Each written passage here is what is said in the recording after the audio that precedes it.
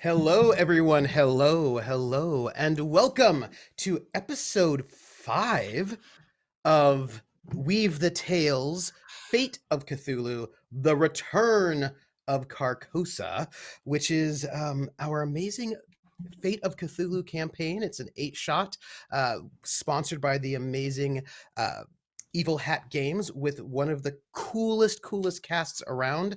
They're like real cool casts, which is like cool cats, but less beatnik and more nerdy. And and also I'm seeing the shaking of the head right now. I see it and I take it. I will take it. I will take it. I'm so glad that you're all here. I hope you enjoyed Half-Arsed Hermit, who you may see again sooner than you might think, as our in the tunnel saying hello to you all and having a lovely chat. And I hope you enjoyed it. And I hope you all are doing well. Hey, everybody. So let me see. This is an exciting campaign, which is sort of like a horror action campaign, time travel, elder gods.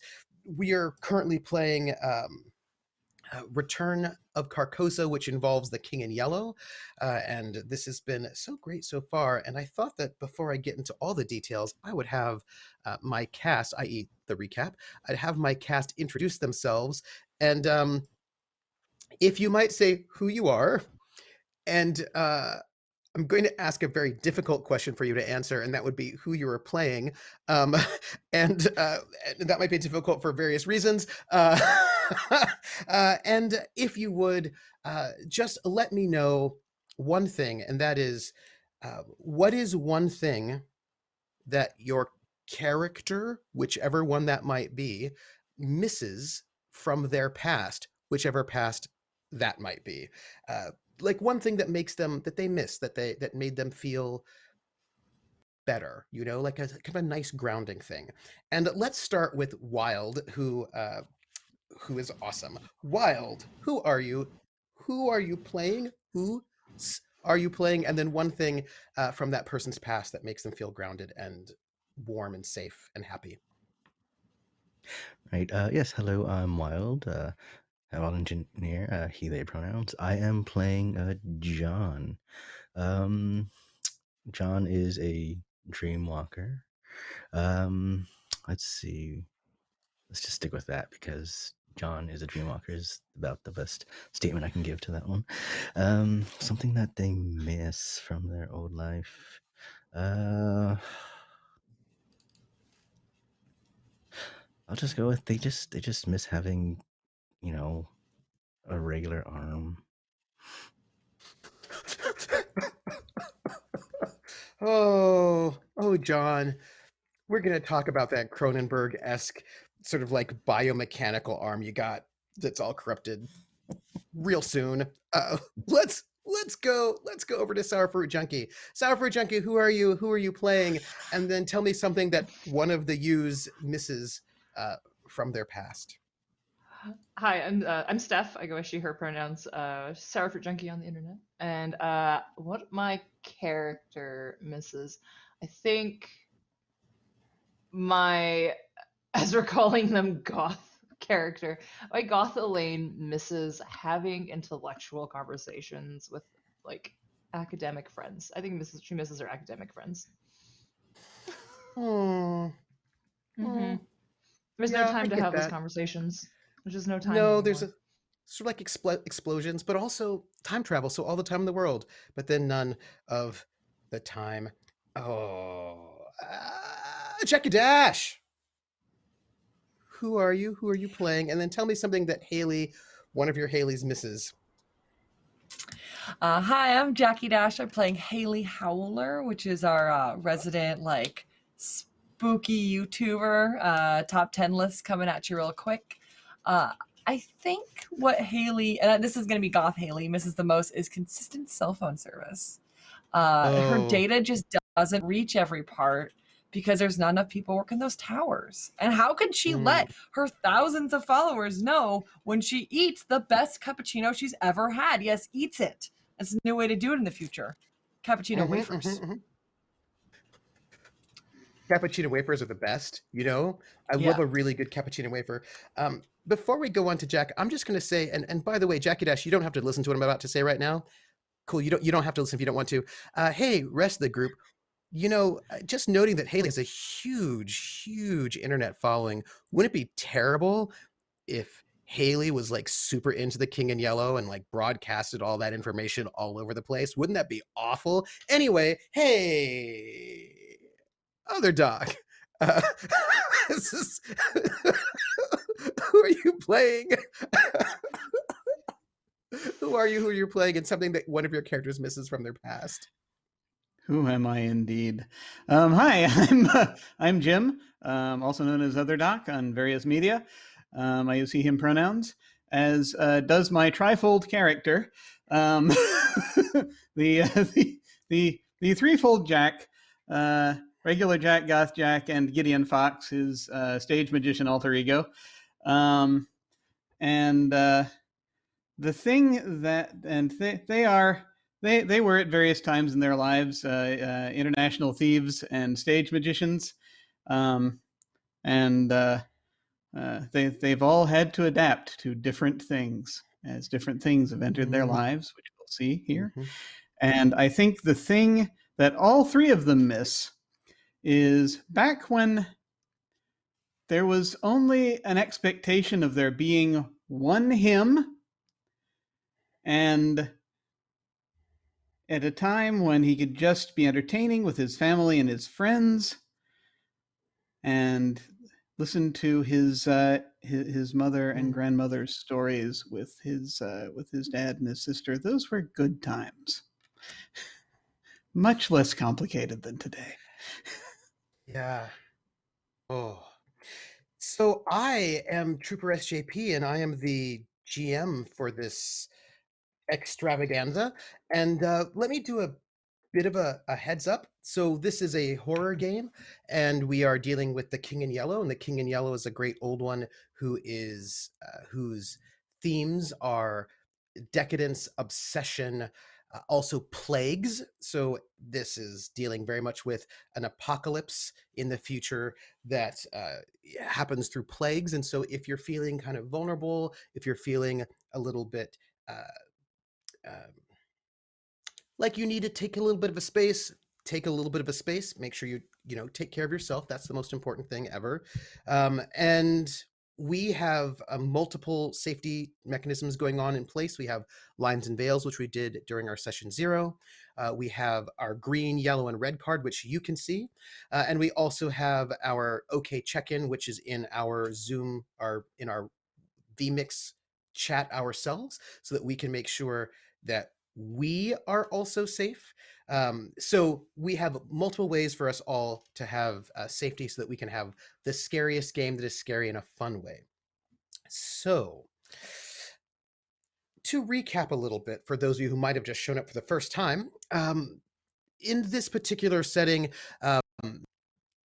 in 2030, out of nowhere, you start getting a couple years before 2030, but right before, you have plagues sort of emerging, and plagues started happening a little bit in 2020, and then a couple of really small things happened in 2020 that nobody really thought about much back then. Like there was a little bit of a small archaeological find of a place people thought might have been called Carcosa, a very small thing.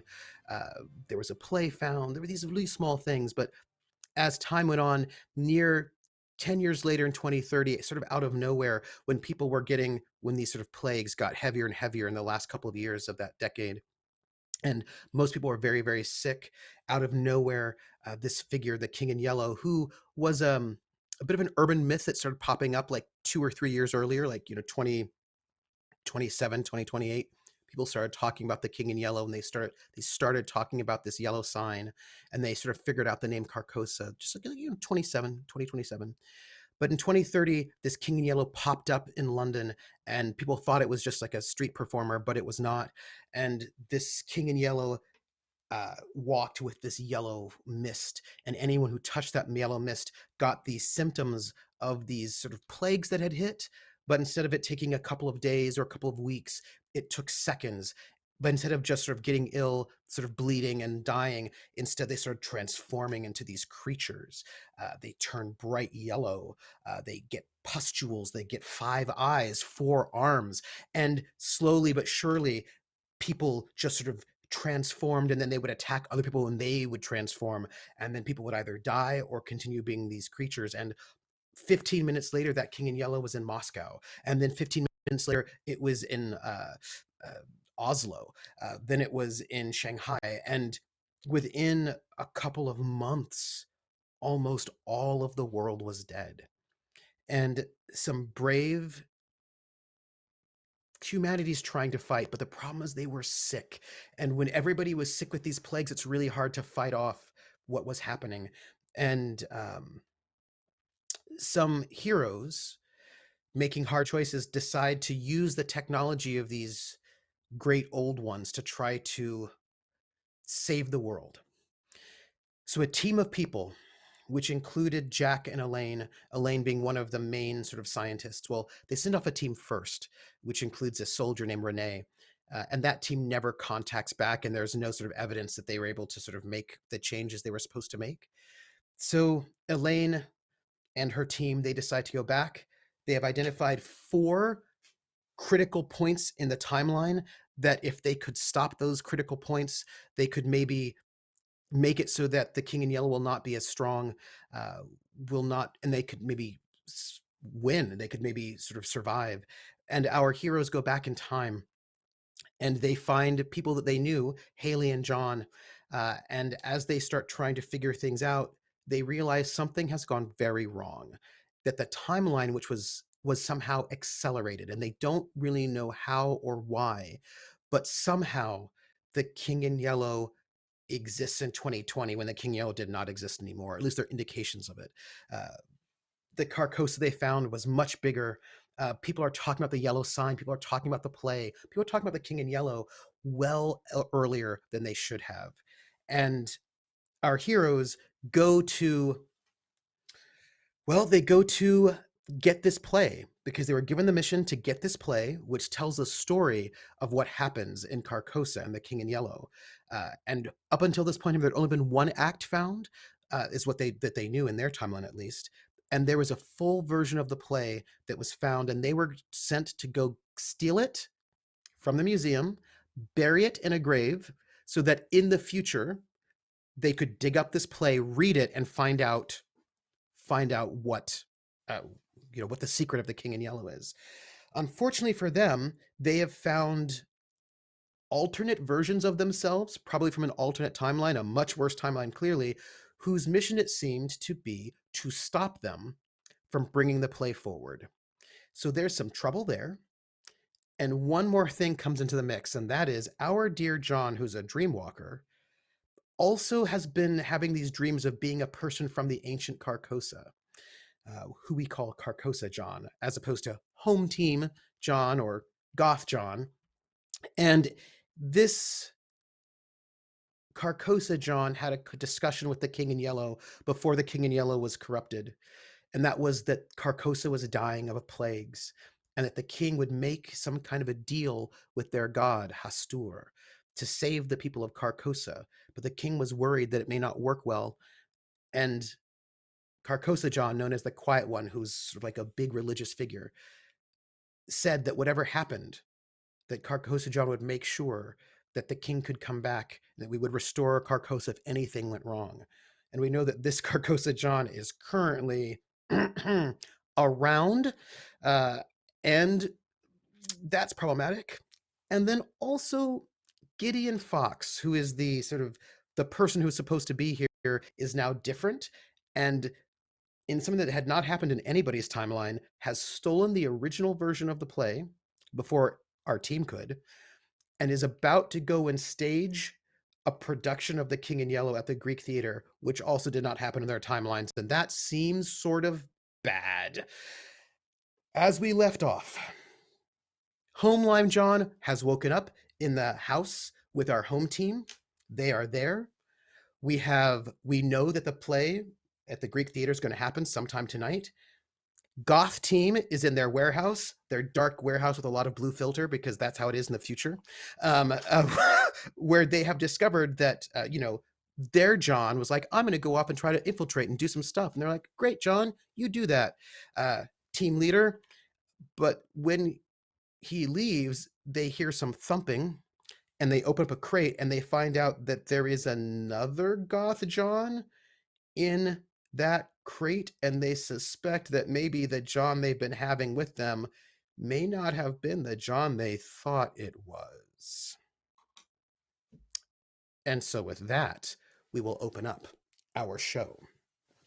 And I think we're going to start off in the warehouse. We have Goth Haley, who used her fingers as really exciting claws to rip up just with incredible strength, because they're super corrupted, everybody. Oh, I should tell you this. I'm sorry.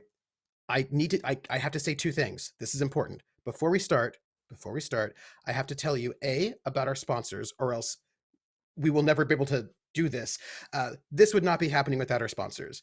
And our sponsors are Christopher Gray, who does The Great American Witch, Broken Dice, which does the Nodon Chronicles, Black Void Games, which is Black Void, The Mighty Narwhal, which is Mora, Smunchy Games, which is Parslings, Arakana Media, which is Nibiru, also Evil Hat Productions, which does Fate of Cthulhu, and all of these other people who are sponsoring the games that we are currently running.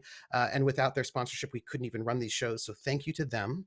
Also, we couldn't do this without our two big sponsors, which are Grinding Coffee, which is a Black LGBT plus owned coffee business, which also will deliver the best roast and not corrupted roast, only non-Cthulhuid roast ever, to your home. And you can get, we have an affiliate link in chat, which gives you a discount. That's penny for a tail. And I will note that coffee will keep you awake, which will probably keep you safe from the King in Yellow's dreams, which is important. And then also Dungeons and Dice, which you can get at dungeonsanddice.com. We also have a discount code penny for a tail for 10% off with them. And these dice might help you, because if you could get dice that you can maybe throw them at the King in Yellow, so that you are safe from that. So I think that's important. And we also have donations. And I just want to sort of throw out there that you can do a couple of things to help out. One thing that you can do is you can retweet or engage with, what do you call it? Instagram. That's the new happening word. And with retweets or Instagram retweets, I don't know if you retweet on Instagram. Haley knows. I don't know. If we get 20, a boon will happen for our players. Something good will happen, which they probably will need, because it's not great right now for them. I mean, it's fine. If you get 30 retweets or Instagram retweets, regrams, Marthagram, then what happens there is that something good happens for me, which means I can do bad things to them, which is great. And at 40, then they get another boon. We have for every five subs that we get, subs or resubs, then at that moment they will get a special fate point, which they used last session in a really important way to make sure that John didn't die. So that was good. For $5, you can create an aspect in a scene. You give those $5, we'll make a new aspect, and those aspects can help them out intensely. It could be things like rooms on fire, or lots of doubles, or the power of friendship, something that will be helpful for them. For $10, they can one person can remove their lowest consequence, and for $15, one person can remove one of their corruption. And all of those donations that you give, if you do so, will help the team, but also it will help go and pay for this hardworking cast with because makeup and glasses and questionable vests, which you might seem later, don't come out of nowhere. And then we have our very last one-time only donation, which is right there, which is the miracle. For $100, they will get a miracle, which will allow them to do something very, very important, but one time only. Might save a life, might help them fix the timeline a little bit in a sort of a bigger way. That's a one-time only. And those are all the ways in which you can help interact with this team. But that said, you open up the crate And inside this crate is John.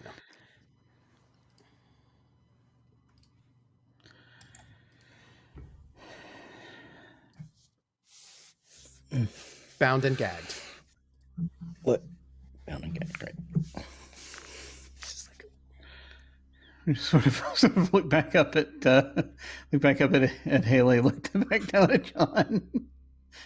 Sort of like, okay. So I didn't know. Oh, you go.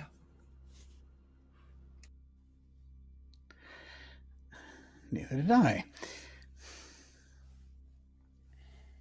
And I just sort of, him still bound and gagged. I just sort of look down. I'm still holding the crowbar. I just sort of aim at him like, how do we know you're you? I think Haley takes off the just pulls it down so it's around John's neck. God damn it. Shit, I don't know. How the fuck do we even know you're you, Jack? Are you sure you're not Gideon? Yeah, I think it's them. I think the two of us probably can help John out. Because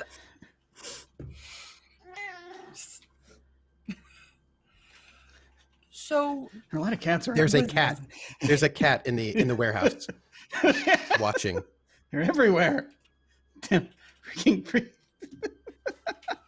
spies. Is it Schrodinger's spies cat from- so we hear it but we never see it? Is it like an actual? Yes.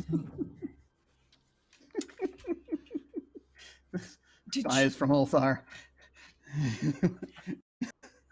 And I think Haley takes a moment, and I think Haley does a quick look over to see if John is any more corrupted. Because if John is more corrupted, that's how we know if this is a present time John or a repeat future John. And I think I'm just counting the amount of corruption as a double check. And as I do this, is like, Jack, can your shadow sense anything different, or are we good? I mean, and just sort of looking things over. We haven't really talked exactly that way for a while now. We're kind of more like pretty much almost the same person these days in some ways. Sometimes, I don't know, I still hear him sometimes. Just had to learn to get a rein on that stuff. Okay, hang on. I'm just sort of looking over. I don't actually have any specific stunts involving that, but I do know that my shadow used to be able to recognize on sight the home timeline Jack doesn't know this, but I believe this version of Jack probably has figured out by now that his shadow kind of knows these people by different names, and I think can probably distinguish. So that is true about your shadow. Yeah. So it'll be like, would you like to take a corruption? Well, yes, let's take some corruption, please. If you would like to take a corruption, you can know. All right, I will take a corruption to Shadow Jack, and just sort of be like, okay, you awake? And I will just add a corruption to our timeline. Excellent. What could possibly go wrong? I hope this is worth it.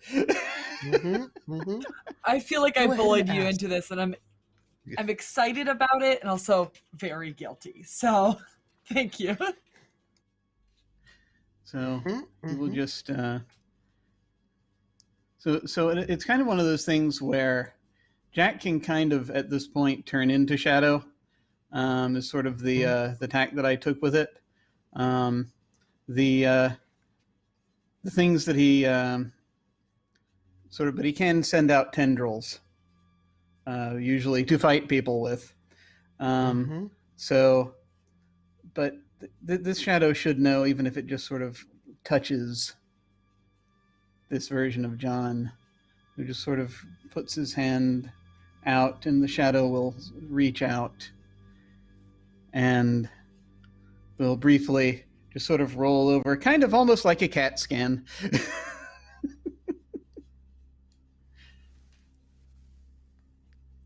And you hear in the back of your head that very familiar voice. At once it sounded very different from you, but now it sounds almost exactly like you. And you hear the voice in your head say, "It's been a long time, friend." Well, times have been rough, and I've been trying to protect both of us. I understand. I've missed you.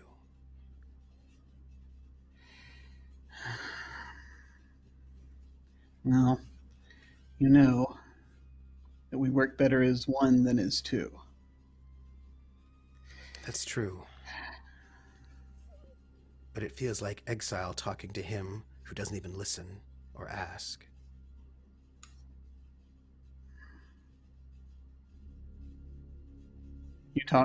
Wait. You were talking to the other one? Yes, of course. We are across all time and space. You wanted to know about John, right? Yeah. This one. This one is not Quiet John. This one is your John. The Dreamstalker. Ah. Okay. Thank you. Stick around. I may need you soon. But I may have to be with him. We need to talk more soon. I may have to be with him. I understand. I mean, bless him, he thinks he's doing the right thing.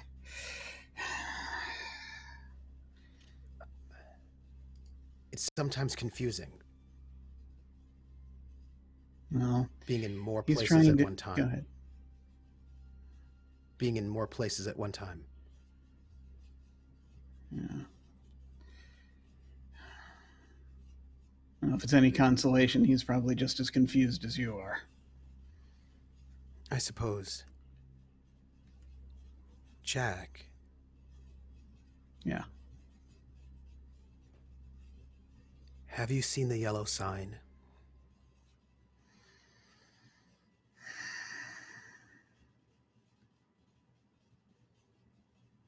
Not yet. You should look at it. Fine. Have you thought about that? Oh yeah. Had a nice long think about it. We'll get into that when it's time. Jack.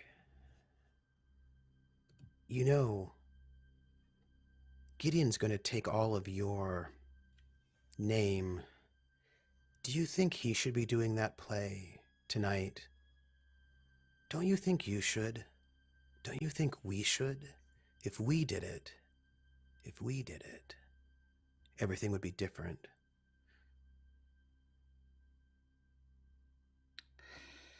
Oh yeah, it'd be different, all right. But now is not the time. It will be soon. Later.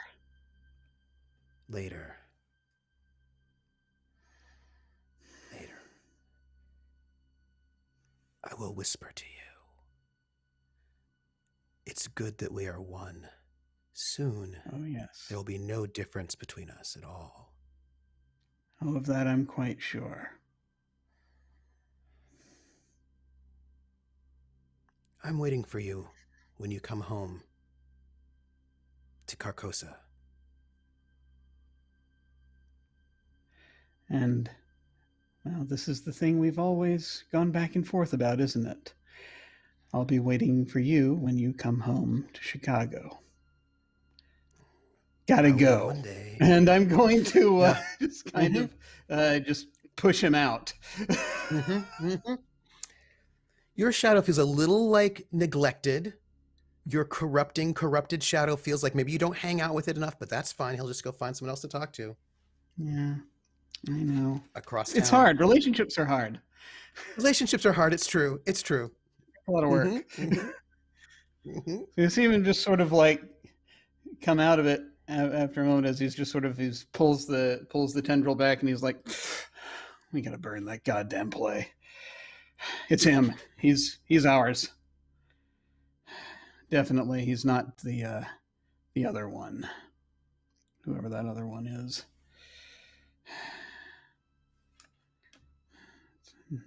Not the quiet one, I guess. Can we? Yeah."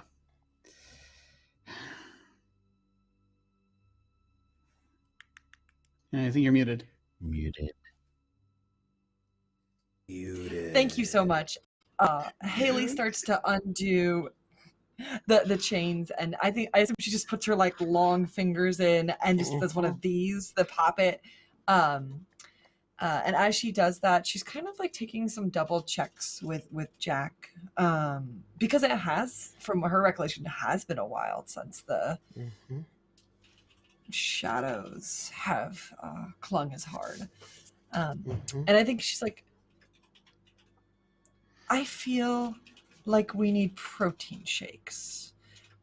Jack, yeah, I think chocolate, or are we vanilla today? Hell, I don't know. John? Surprise me.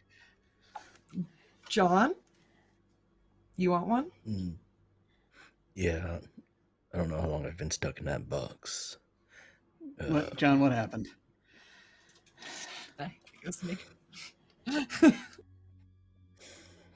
God, I don't know. I think I was trying to use my dreams to figure something out, see what the next step in our plan should be, and next thing you know, I couldn't wake up from my dreams. I was stuck in sleep. Yeah. Wonder if that's how the other one got here. I don't know. If it's another goddamn timeline. That's all we need right now. Come on, we gotta tell Elaine. Just sort of help John up and start heading over to wherever Elaine was in the warehouse. I think when you come in, you see Haley with two shakers, and she's just like dual shaking them, and she's like, Elaine, you need to eat. Have you eaten anything today? No, I can always eat later. And so I think so she puts down one of them in front of Elaine. It's pink, and I don't know what flavor that is. It's whatever was left over. And I think she holds one out to Jack as she starts to scoop like more protein powder and pour a bottle of water. And there was going to just be clattering of protein shakes in the background as the conversation goes.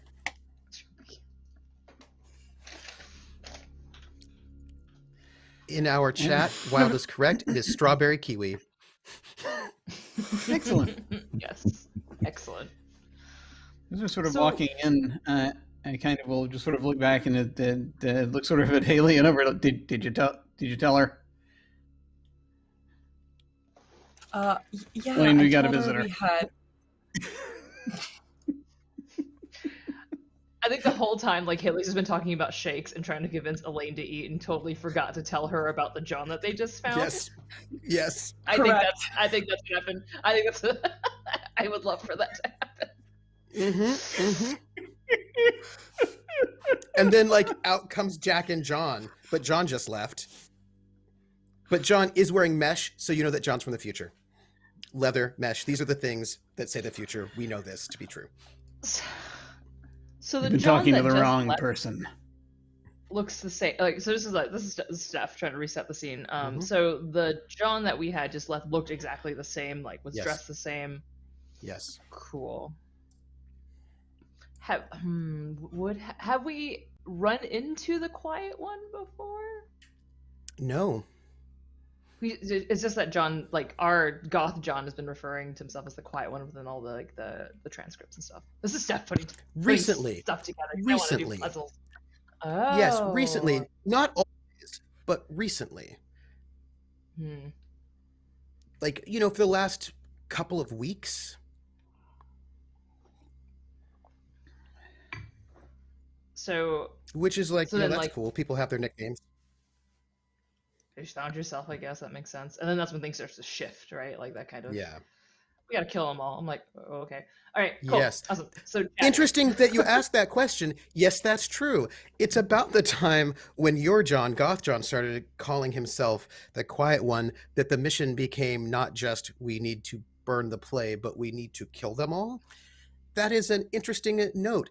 That is true. That's exactly when that shift happened. Mm-hmm. I'm gonna make that happen in character. That was like a Stephanie, like, I'm gonna solve this puzzle, and then just like, okay, so I'll figure out how Elaine figures this out. Okay, so then Jack comes in. So you start with Yeah. Is the We wrong have a one. visitor. Just sort of pull John. We've been talking to the wrong guy. What do you mean the wrong guy? Just found him bound up in one of our crates. Yeah. Apparently I've been asleep for the past, I don't know. Shit, I don't even know how long I've been out. How what? So then who have we been talking to? What other John is there? So,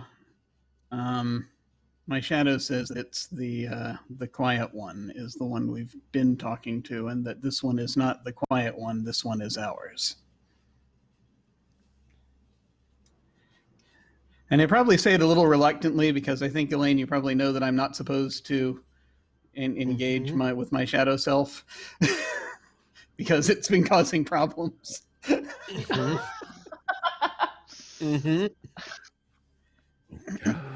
Dubious source, Jack, but I think with the evidence, I think that's a valid.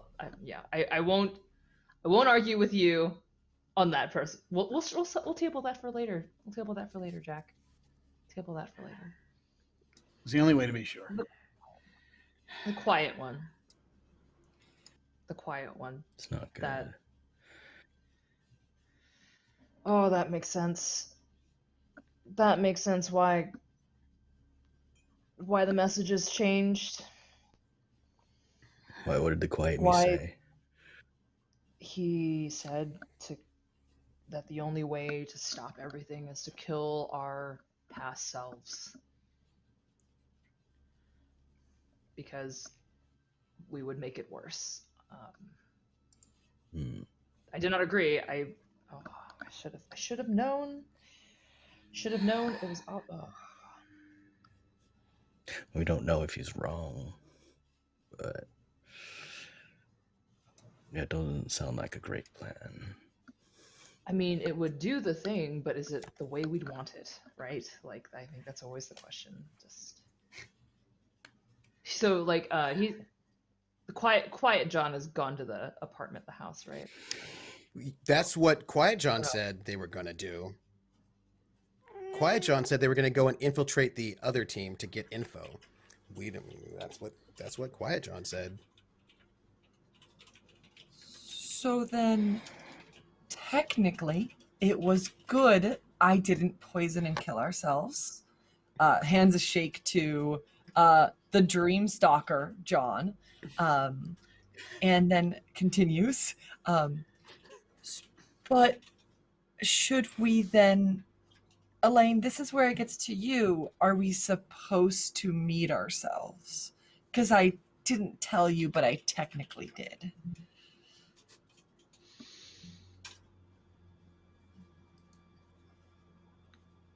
And she can throw a punch. That's good intel.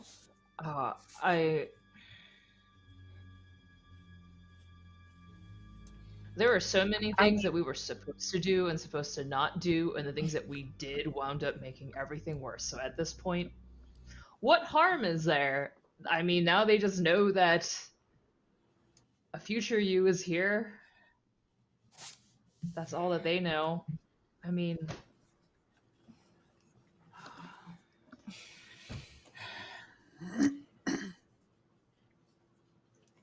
what would your not younger, because we're ageless, but what would your other self think if a future version tried to kill them? she would, I think, want answers. I think she would ask why first. And I think that's a very interesting question. Why are we doing it?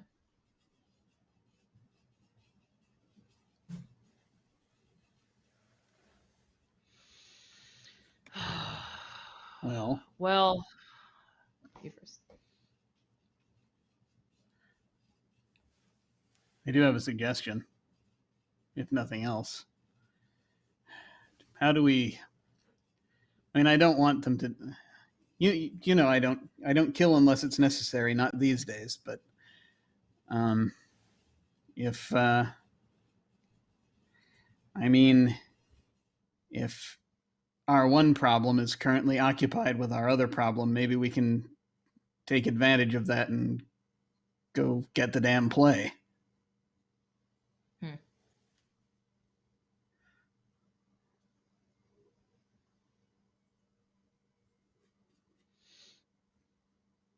The Gideon And with that, let us with that moment we can get the damn play. Let's zoom out of this warehouse and find Carcosa John, the quiet one, who is going somewhere. Where is Carcosa John dressed like Goth John? Where is Carcosa John going? Well, let me ask this question. Let me ask it a different way. Is Carcosa John going to the apartment where our home team is? That's the only question I need to know right now. Or somewhere else. Definitely not to the apartment. Oh, good. Then don't worry about it. Let's go to the apartment then. Because if Carcosa John's not going to the apartment, because that was a lie, which is shocking. I cannot imagine that Carcosa John would lie. But that's cool. Let's find out how our team... and also amazing. Let's find out what our team is doing in the apartment. At this moment in the apartment, we have our home team, and Home John wakes up. Much after having been saved by Elaine, because Home John was not breathing and did not have a heartbeat, and we just had this moment where it was a heroic saving of the life of Home John, who decided they didn't want to come back from the dream, and so was dead, but now saved. And we will come back to this moment.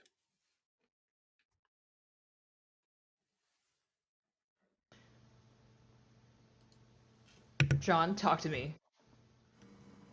Are you back? Are you breathing? You're breathing. There's a pulse. What happened? You just stopped. You stopped breathing. Your heart stopped. You were dead. You were dead. Why am I awake? I was having such a good dream.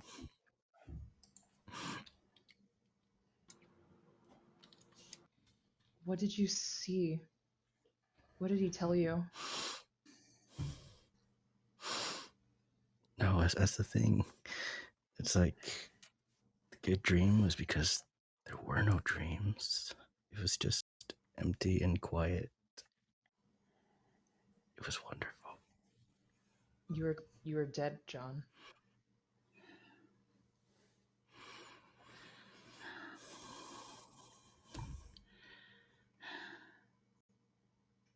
I'm sorry.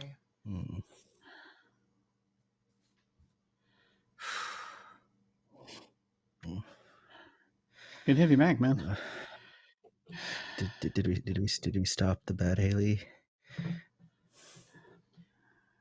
She got away. And then Elaine shares like, but we've learned that there's other us, like that there is an other Haley just as much as there is other us right now. It sounds like they're conflicted. I'm not sure. I don't know if Elaine tells John that that version of him once is dead. I think she keeps that away from him. I think she keeps that a little, kind of glazes over that. I think it kind of explains that there's like other versions of us they've been communicating. They're also trying to get the play, but they don't have the play. And just catches him up on there. But there's another Gideon. There's a third Jack for some reason. Oh yeah. Actually, I just sort of hold up the newspaper. I look at it really quickly, and I show it to Elaine. This is the symbol apparently that he's got on him. You recognize that? You showing Elaine or John? I'm showing Elaine. Elaine. Does Elaine know the yellow sign? Yes, she does. Well, is it the yellow sign? I don't know. Is it the yellow sign? Oh, is it? Yeah. Yep. Yeah. Okay. Well, we'd all recognize it then, probably after. I think we all Laura's recognize place. it, right? Yeah. Okay, cool. Yeah. Okay. All right. Like, I've got a really terrible idea. I should probably. Haley, you have any makeup here? Do I? Yeah. Yeah. I just need a little work. And I think Haley, she was on the phone typing to get tickets to this show. And she's like, I also have to, so let's go. And I think she kind of like checks in. It's like, there are protein shakes in the cupboard. Use any shaker with the Howler TM logo. It's the one with the mouth that's got, and then it just takes Jack upstairs to show her where the makeup is. So Jack is going to take a makeup pencil or whatever he might need. He's got the newspaper with him, and he's going to draw a flawed approximation of the symbol on Gideon's face. So he's going to draw basically a symbol like this but it's he's going to make sure it's not. He's going to try to make sure that it might be he's working from a newspaper for one thing. But for another, he's trying not to make it just like the yellow sign because, he's going to purposely leave a couple of flaws in because he doesn't want it to actually draw the yellow sign. Yeah. Just if someone glances. So, yeah, but that's not exactly, I think. Would you like a fate point? Would you like a fate point? What would the fate point be targeting? That's the question. It would be a perfect replica of that yellow sign, and I'll give you an advantage that you can use later.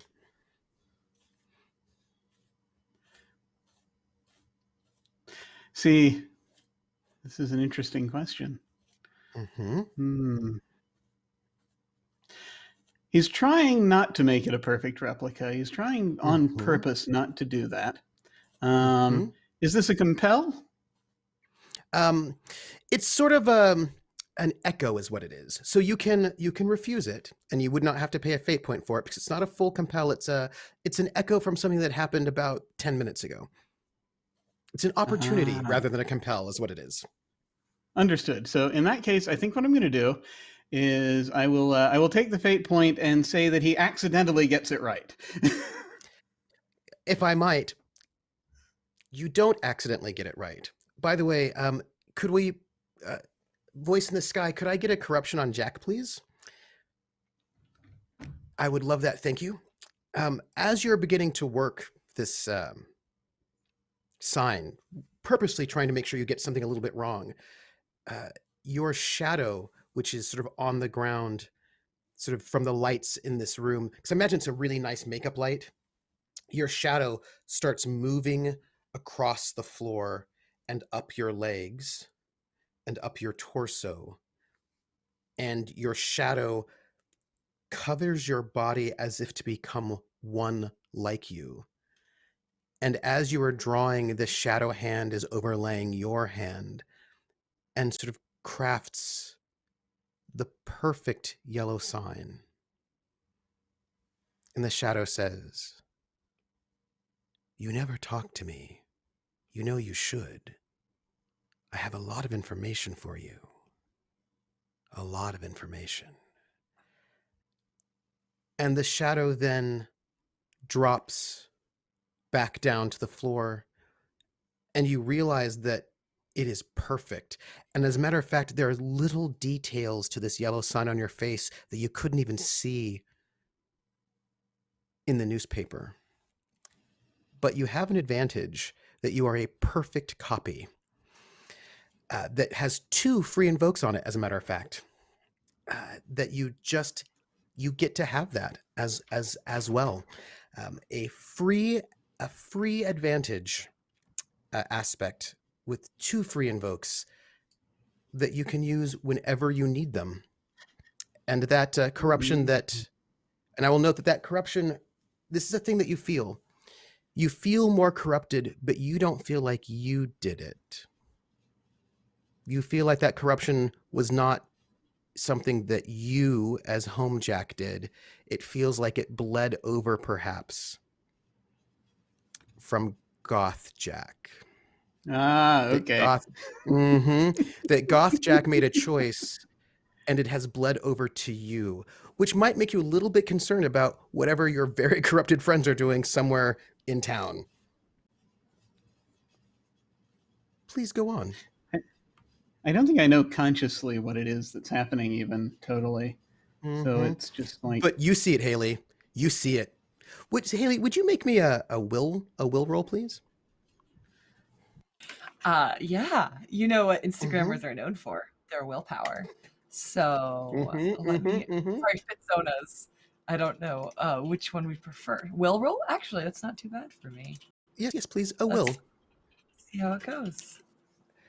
Would you take 1 mental stress for me, if you don't mind? Fair. Because it's a 3. It's a 3 you're looking for. That's just kind of disturbing. Do you know what I mean? Like it's just stressing you out just a little bit. But you just saw his shadow envelop his body and start doing the drawings on the side of his face. I just thought I'd let you know that is what you saw. Not too bad. So only a little stressed. So for perspective, like we are standing next to each other. I assume Haley's getting out her makeup kit and using her foundation sponge, putting in a little bit of extra detail around her second pair of eyes, trying to blend it so it doesn't look as... And she just looks over and just coated with I assume Kingdom Hearts shadow. Yeah.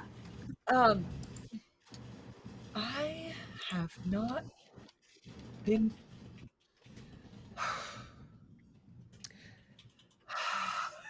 and I think she continues with just that, like, there's a chill. I think there's maybe frost around the window, if or like fog around the mirror in a weird way. You know, I would like to toss out one option for you because I think it's important to throw this out there. If you wanted to, you could spend a fate point to make that roll so that you don't take any mental stress. But you would need an aspect wherein you would not be so stressed out by that yellow sign and that shadow crafting that perfect yellow sign on his face. Some aspect, either yours or in the timeline, that might be a good justification for that. And you know, if you invoke one of your timeline aspects in a role that you succeed in, that gives you positive ripples in the timeline. So if I use my timeline's corrupted aspects... No. There's the yellow sign is buried is one of the 4 timeline aspects in our campaign. And if, for example, you're like, I'm not as freaked out by that yellow sign situation because the yellow sign is buried, and you spend that fate point, you will succeed in your role, and that will be positive for you all as time travelers. Okay. You know what I'm gonna do? I'm going to use my my relationship, which is No, sees you Gideon can just use Fox. the yellow sun is buried, and if you tag Oh, that aspect, then that actually then because anytime you use the one of the timeline aspects, the 4 of them, which is the yellow sun is buried, they're here to stop us, the Yellow King's plague is spreading, or the Yellow King is here somewhere, uh, then you are successful in that role, then you get a positive ripple in the timeline. I just want to remind you of that. and tagging it doesn't mean it's a negative aspect. It doesn't add any more difficult to me. I'm just saying it. I'm including it in my role. Yes. Then I But you have to spend that fate 100% point.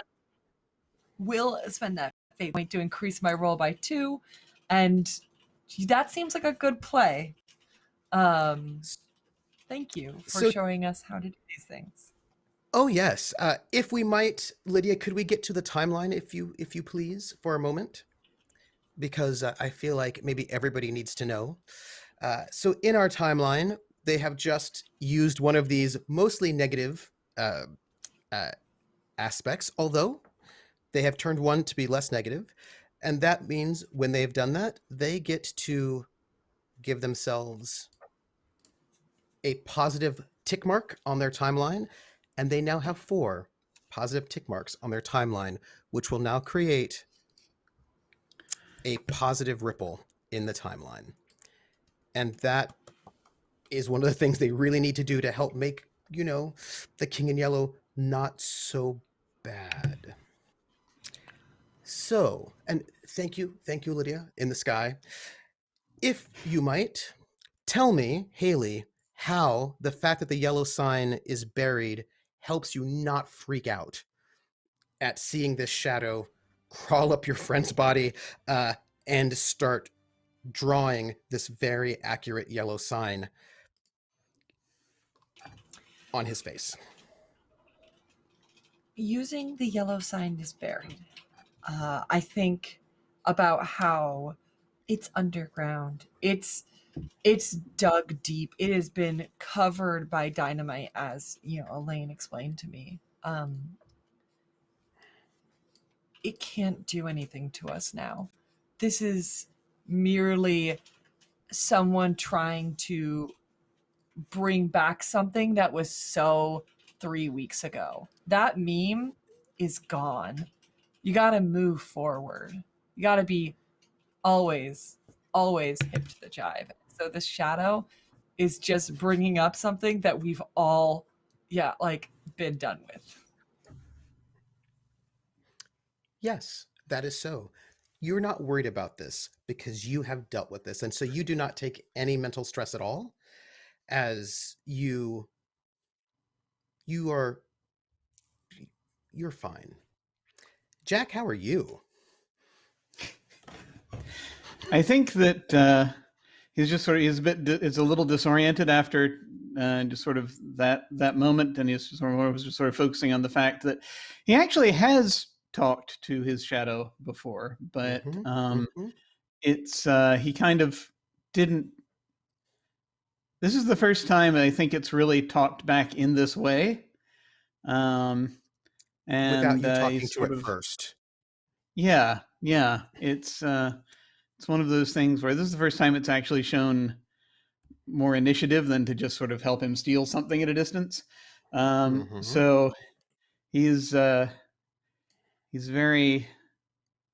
little wary at this point because it's a thing that's going on, and is just sort of looking at it. And he's like, "Oh, crap!" And he's looking at it in the mirror, and he's like,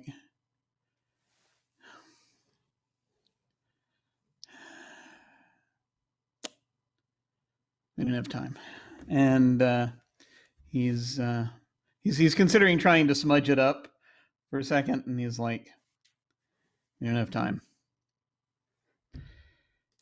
Crap. Okay. All right. Well, no, I guess we're doing this. Did you hear something, by the way? Did you hear somebody say something? Did somebody come up and say something? I didn't think so. No. Okay. Elaine or John are downstairs. Are you I know that this friendship is new for me and not as new for you. Yeah. Am I the kind of friend who lies and says it's going to be okay, or am I the one to tell it as it is? And I'll just go ahead and kind of, if you're permitted, I will kind of just sort of gently take her by sort of the elbows a little bit, just put it sort of hands, sort of elbows, sort of like that. And be like, Haley, you've always shot straight with me, and that's something that I very much appreciate. It's helped me out more than I can even tell you. More than I probably even should tell you, just given... I haven't told you a lot because I don't want to mess you up too much. If that makes sense. But believe me, you're an absolute boon. You're an absolute treasure, and I really wish I had seen it years ago. Well, I did see it a few years ago, but you know what I mean. I wish I knew that now. I wish me now knew that. And never mind. Okay, time travel pronouns suck. You get what I'm saying. Agreed. Yeah. You do good work. Let's wash that off as soon as possible, eh? Yeah. No, that's definite. This is just to, get my terrible idea underway. And downstairs, what are John and Elaine talking about? What's going on with them?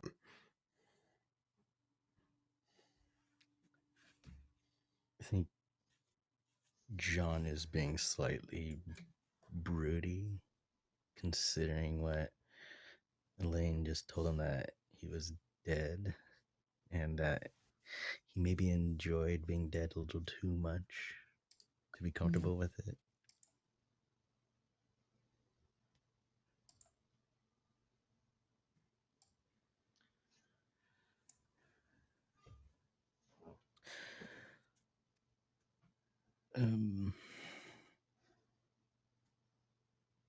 John's so where do we go from here? What do we need to do next?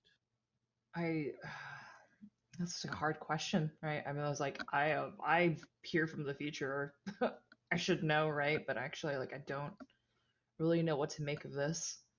I think we keep going. It should at least be. We keep going, and we hope that it works out and that it's meaningful, even when it's super bleak, because things that are happening here so much faster than what I remember. But I can't just let him win. I can't let it be for nothing. I don't know what it is. There's no answer. There's no real proof that it ever makes a difference, but I have to believe that it works out, that something changes. I think that's what we keep doing.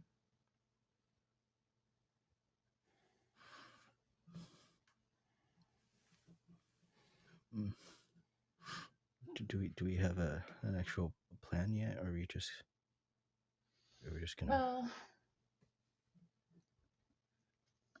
Well, thinking about this, we know that the play was held somewhere, but now I was thinking to, like, before we figured out that there was a play going on, I was like going to go talk to the researcher, but it looks like the Gideon has the book, and that's concerning. But that seems to be where we need to go. I don't know. And she's like, God shakes this book. I don't know what to make of this. I almost, in a strange way, wish I could just talk to them, but I don't know. I don't know what that would do. I think I think we need all the help that we can get, but I also am not sure about talking to people who want us dead. So, We have a boon for that retweet. It came in. I was very excited about that boon. And that boon is for y'all, not for me. And if you would like, for your boon, you could have a pad of paper on that. I imagine there's like a coffee table that's in front of the couch where you're all sitting. And I think that on that coffee table, if you would like, would be a little pad of paper with a phone number with Elaine's name on it. That if you wanted to know how to get in contact with the other Elaine, Goth Haley did have a pad of paper with contact numbers for the texting, if you would like it. Cool. That does seem like a thing future Haley would do, is like, better write this down. I don't Right? remember phone Because numbers anymore. What if technology dies? and also there might be like a burner phones, you know what I mean? Like might be like the things where like you have, because these are not your home phones, right? Like because you've come through the past, so you don't have your good phones, and so you had to get new phones and all of that, and you might be sort of swapping phones regularly so that no one can track you, because I don't know, goth people might be a bit paranoid, so you might have your phone number up there if you would want to contact. Cool. And I think so. Elaine's just flipping, and there's like kind of. So she's kind of waving the pad, and I think it falls, and it kind of opens up right at the phone number. I think she kind of looks at it. I mean, could ask.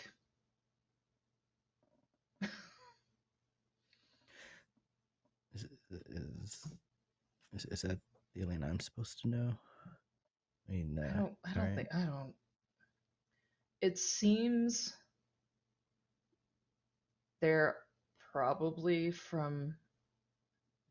Is this something where I can put together by having seen the really tall Haley to be like, this is different us. I think this is a different us. Man, I don't think there's if any way for you to have known her. I don't know.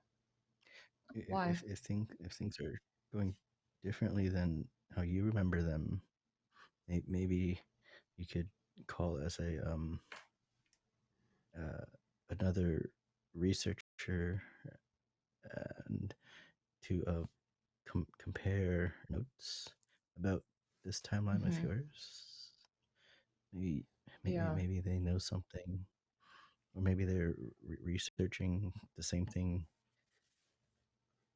that we are, and Or if it made a difference with when the play was buried, right? I know that that's our mission brief, but things are so different right now. I don't know if that's what's going to make things better. it might be worth a try. I think because of what happened at the mine, I'm gonna look through my journal again, see if there's anything in there. It seems to have information I shouldn't know. Is this the first time you've told Elaine about this? About your journal? Like the other writing in your journal? Because I think she knows about your journal, but I don't know if you're going to intentionally mention the other writing. I think I've mentioned that I have a dream journal. Probably never mentioned that sometimes the dream journal seems to either have information that's true and not just, random dream stuff. Okay. Are you getting messages in the dream?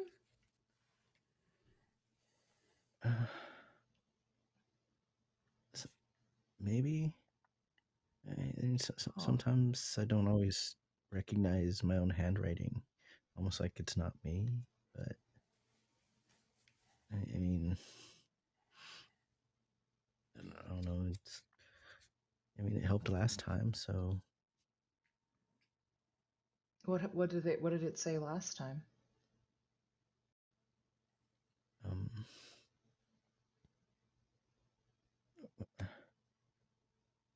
It was telling me about the yellow sign, and it had a drawing of it, and once I noticed it, I saw it everywhere in Jack's ex's place. What is it? Aura's place. And I don't know. Kind of like once I was able to tell you everyone about the sign, everyone could see it everywhere. And I don't see it as much anymore, but I still see it every now and then.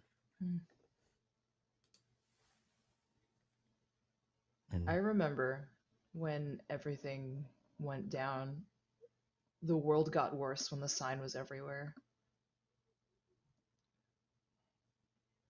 And I'm glad that you're not seeing, like, I'm glad that it's less than it was before, but that's. I remember.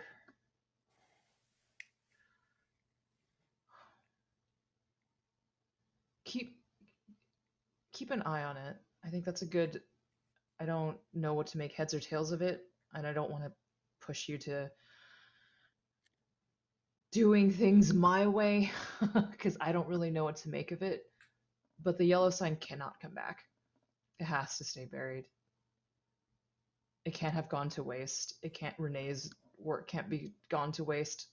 It needs to stay buried. It buys us time. That much I know about it. yeah. No. Let's do this. Hopefully, Let's do some research. Let's like old times, and let's figure out some next steps. And I think see this is how- when Jack and Haley come down. They hear, let's do some research as they're coming down the stairs. And there's Jack with this slightly creepy yellow sign on his face. I think I look at John and just look at his face and look at John. Like, I've got to in person. This is so that I can get in backstage. They'll expect me to look like him. Oh yeah. It's okay. Oh, yellow sign. That's a choice. Yeah, it's a choice. I get it. Oh, not the first choice I made, but I get it. Oh. I'm wiping it off after we're done. Okay. I'm gonna go. I'm gonna try to see if we can find and if I can find and waylay. Probably, actually, it'd be better if we get Ian out of the way so I can pretend to be him. He's my double. I think he's probably the double I'm using right now.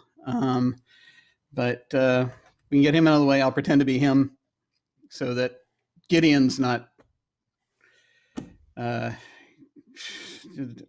suspicious. I'm getting insight about how the play is going to be done. Like, we know it's going to be the play? Oh, wait, do we even know that the play is going to be there? Oh yeah, because there's a wait.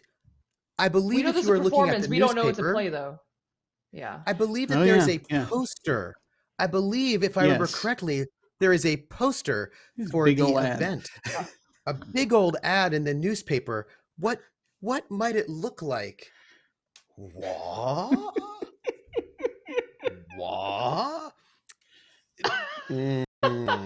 Oh, distressingly, there is Yellow. an exciting ad that is there, that is waiting, and you're like, oh, ooh. Mm-hmm. Okay. Some days you just go crazy. You get a new jacket. You do a photo shoot in front of a green screen. You know. Some people named Other Doc are the best, but go on. That too. Yes, correct. I mean, yeah, like get your double, figure out what's happening, and figure out where the play is. It's perfect. I found some phone numbers, and Lane just opens up the book. I think I'm going to try and reach out. I know she points at Haley, just tried to kill us, and I know there's a lot of things about trying to kill us, but I want to believe the part that if there is a future version of me, that's not exactly what she would do. So we're gonna try and reach out. I know you don't. I know it's like a bad idea, but you also put the yellow sign on your face. I don't know. I don't think anyone can really talk about that. Look, we didn't even seal it. It's gonna go away. But you're gonna go. Did you see how tall and how ripped I was? Mm-hmm. Are you sure that we should invite them over? She could have. She had a clear shot of Jack, and she didn't do it. She had a clear shot of you and didn't do it.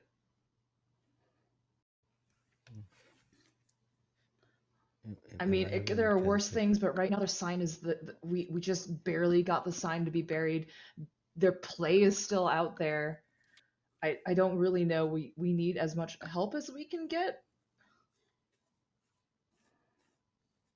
And it's not like I'm gonna tell them my plan. I do want to know, like, I don't know. I want to know what happens when we bury the play. I don't think it's there's so many things that Valerie told me that just doesn't fly right now. I don't talk to our past selves. What happens? It's already worse. How much worse can it get? It could probably get really worse, but I want to at least know what happens with the play. I don't need to give information, but I just want to know, does it matter? Did it matter? And start there. They know we're here.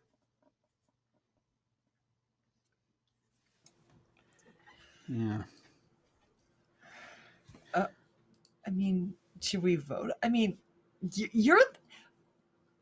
I'm not the one from the future.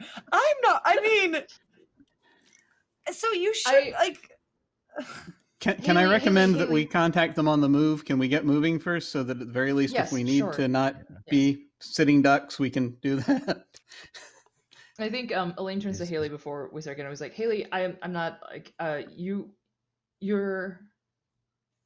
you're a part of this now, and I trust you, and that's why I'm telling you this, because you do matter, even if you're not from the future. This is your timeline, as much as it is ours.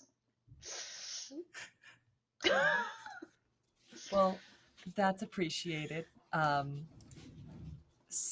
and I'm now a part of how ripped you can be. I know. I'm now a part of the magic gang. Is that like, so I'm really in it now. I love you, Claudia. So yeah, I will get a car. Are we Lyft or are we Uber?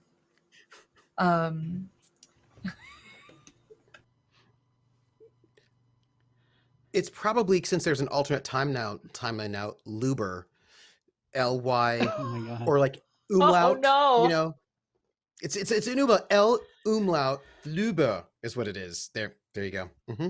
I mean, it depends on if you want to leave a record or not. I mean, if you folks want, I can go and get a car right now. But it's just you know, it depends on how we want to play this. You know what? Let's do that. There's some not great people on this street, so I'll point one out to you. Yeah. If anybody, if you think that maybe, preferably someone who's like away and maybe has left the car here for a while, that would be better. But well, needs must, as the burglar drives. I got one in mind. Can you drive stick? I think Haley is leaving the house. It's like, can you drive stick? Okay. Elaine, are you going to make that call? The text, to send the text? I would send a text. Yeah, I think I am. I think the simple question is like, hi, I'm you, but not this you, not the you now, a you from another future, great? Because like time's weird. I think we all have agreed. I think we all know how weird time is. Did it make a difference? Like, was burying the play a good thing? Did it make a difference? Ooh. Let me ask you, what does Goth Elaine say? Let's head over to that warehouse for a moment. But before we do, actually, I think what I would like is I'd like to do this as a challenge. Each one of you can make one roll as your preparation for the evening. So in this, it's sort of like a montage, as it were, right? Montage. What does our home team do what does each one of our home team want to do to sort of help set you all up for success for your shenanigans tonight? You all each get one roll of your skill choice that you think would be what you would best contribute to helping you get in and have success in your Greek theater shenanigans. For example, I might say that stealth might be quite useful, or perhaps stealth would be great for someone to roll that one, so you can get around in there for no big deal. Maybe some academics research might be good. Could be some rapport, just like what kind of things you want to set yourselves up for to get into the Greek theater tonight. Contacts, like I let would me know. Yeah, I would like to use my social rapport like skill with whatever manager I have to get us tickets. So Mhm, it is we are mhm. comped, we could get in there. You know, and of course I know Jack wants to be a little bit more different. So I don't know if we need 4 tickets, but I'd like to have them just in case Jack does want to go through front door versus back Maybe door. also with I like don't VIP passes, backstage passes, perhaps. yeah, I would love to do that. I do have a skill for using rapport as my bribery skill. Oh yeah, that's Yeah. amazing. Give me your rapport. We're gonna have each person go around and do one roll first, and then we'll see what it looks like, and you can decide what you want to do with fate points. Is what we're gonna do with that one. Ooh. And this is your difficulty is a 3. Oh, okay. I'm For trying to your figure out if I should. You know what? I'm also going to invoke a free aspect with a fate point. I am oh usually charming to strangers, and mhm. so I'm going to try to add. I think I get to add 2 for that. That is correct. Or a reroll, So, but you can wait or until after reroll. you roll to see what Yeah. it looks like. Oh, okay. I Mhm. will do that then. Yeah, because you can always wait afterwards. So that's a superb, which is succeeding by 2. Let's have everybody else make their contribution to this heist. How else do you want to help yourselves set yourselves up for success tonight? I think John wants to lore, so using the book just so they know what kind of troubles to expect. Mm-hmm. Please go ahead. Using that avoiding troubling aspect of mine as well.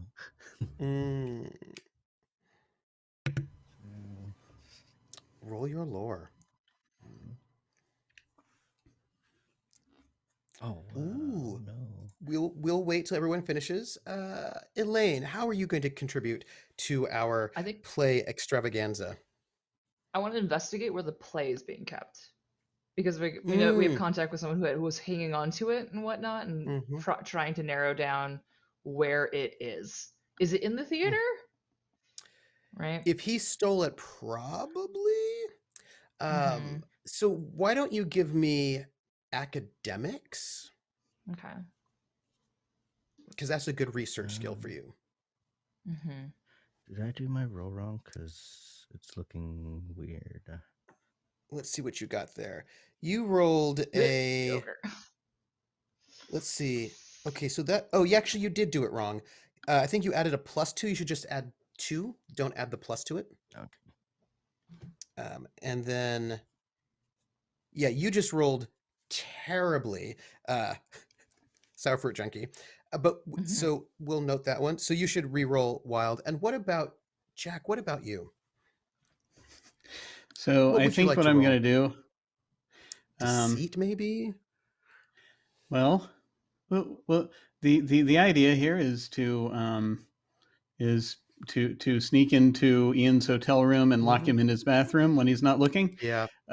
So sort of waylay him and then sort of take his keys, whatever, and then so that he'll be stuck in there while the show's going on, and then get into the theater and pretend to be him, so that way. So whatever we want to use there. That is your choice on stealth or fight. I would like to go with stealth on that, if I may. Makes sense to me. It makes sense to me that you like, you sneak in there. Give me that. All right. And yeah, fair. Okay, so at the moment, you're missing it by 1. And Elaine, you're missing by 3. So if you want to, you have choices. You can succeed at a major cost. You can throw some fate points out there to get pluses or rerolls. Steph, a reroll is probably best for you because you rolled the worst you could roll. Yep. I'm going to But you spend a need fate point. invokes. I What would is your invoke aspect? they're here to stop us. Tell me about that. Because right now, Gideon is here to stop us, but also, which is probably tied to the king, and or like our future selves might be here. So everybody's kind of aligned against us in this moment. So I would like to invoke that, being that I'm going to figure this out. Because you're like still motivated, the forces are allied against you.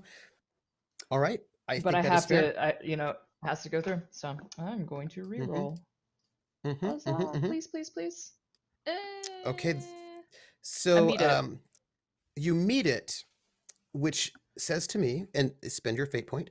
That is a success so you have a choice. It's a partial success. You get some of what you want, but not all of it.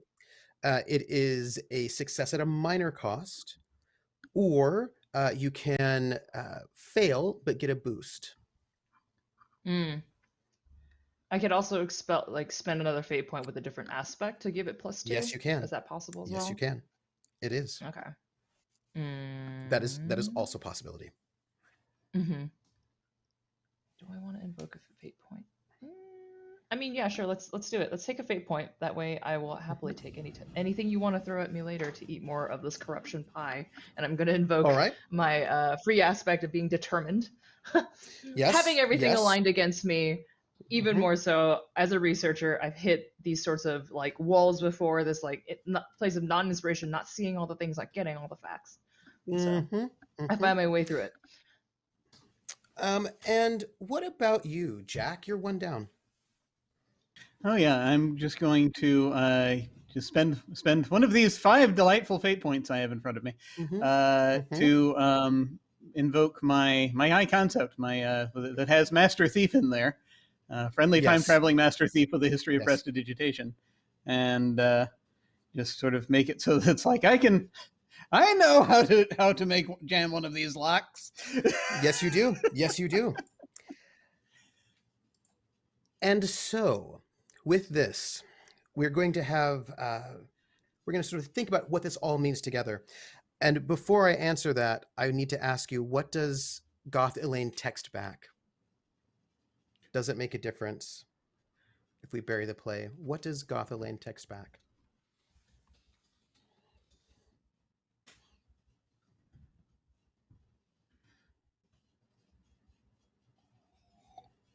You're muted. You're muted. I think so. This is going through like Goth Elaine and kind of like what she wants and what she thinks at this moment. I think it's like a surprise. I think she's like gonna reply with the most impact.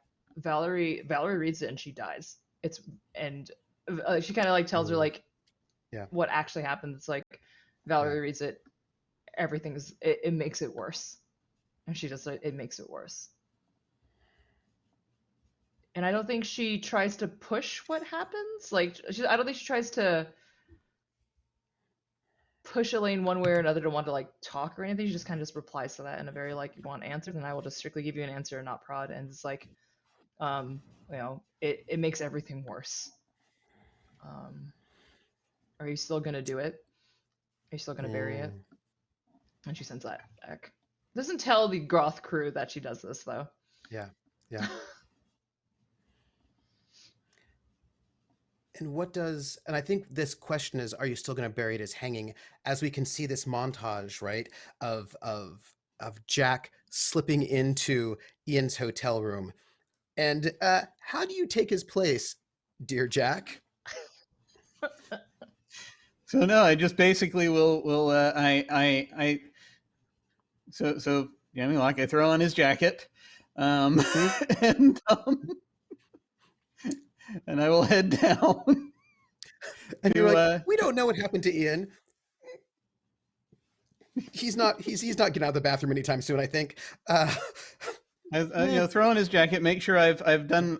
I'll make sure, and this part of this was the makeup over Yep. with Haley probably, but I've put the highlights into my hair, and I've darkened my hair a little bit so that it looks a little younger.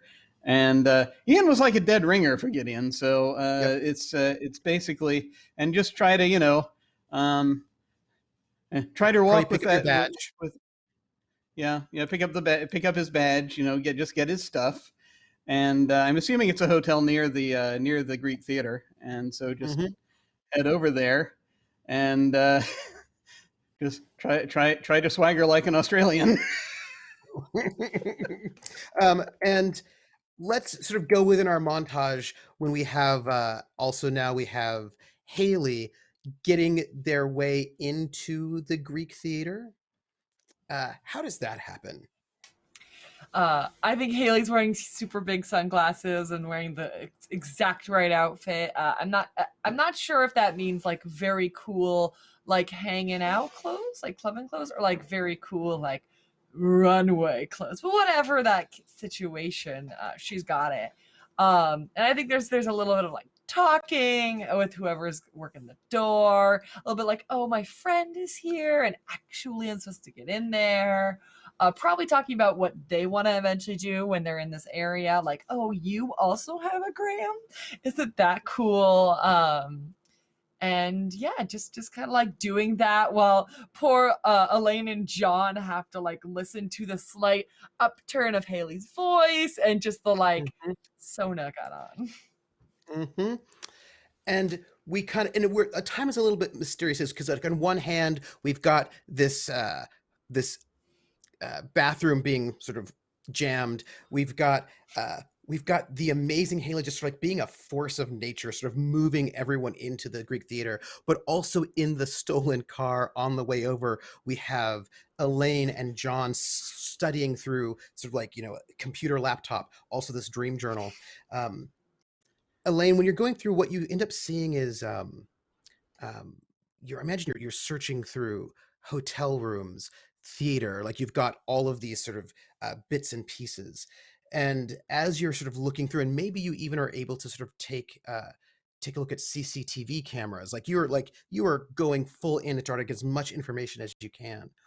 And you look at blueprints for the Greek Theater. Are there places this thing could be hidden? Could it not be hidden? You're trying to find anything that might tell you where this play might be. And it's the internet. It's Instagram, actually. It's Twitter. It's fans. Gideon has fans. Has a lot of fans. They like to take photos and post them on Twitter. Also Instagram. And there's a photograph of who looks like Jack, or at one point in time, with a book heading into the theater. It was earlier today where somebody's like, oh my gosh, I just saw Gideon Fox going to the Greek Theater. It's gonna be so amazing. I've got tickets. I'm so excited. Right. And like you see Gideon with like a hand up to cover his face, but under his arm is a book that you can tell it's old. It's a manuscript. You can, and it has the yellow sign on the cover, and you know that this is the play. You know it, and you know that play is in this theater somewhere. You know it. And you also see in that photograph behind the book some loose, large bits of paper that look to you like the sketches that Aura had done back in Peru. The costuming, the set design. That this looks to be a packet of information for the play. And you know it's in there. Your guess is probably in the dressing room, maybe. Possible, because probably wouldn't have it on stage with him, is your thought. And John, you're going through your dream journal, and your dream journal is you. It's just sort of mundane dreams,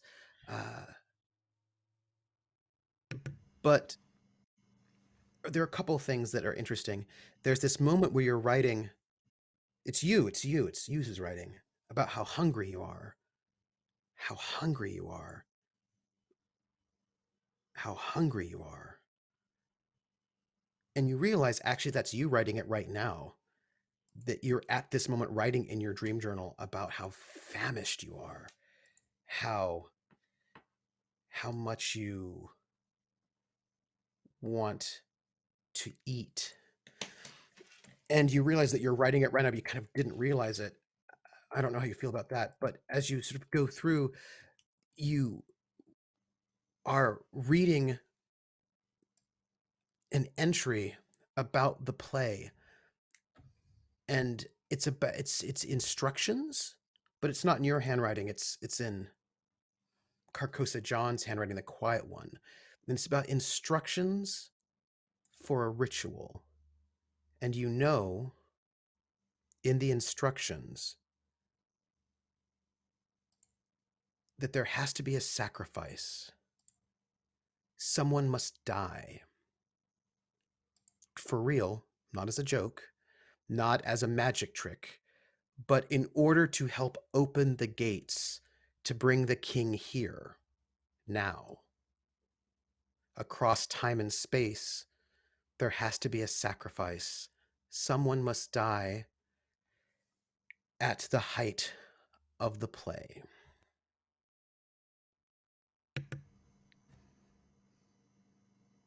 And let me ask, what does Elaine text back to Goth Elaine?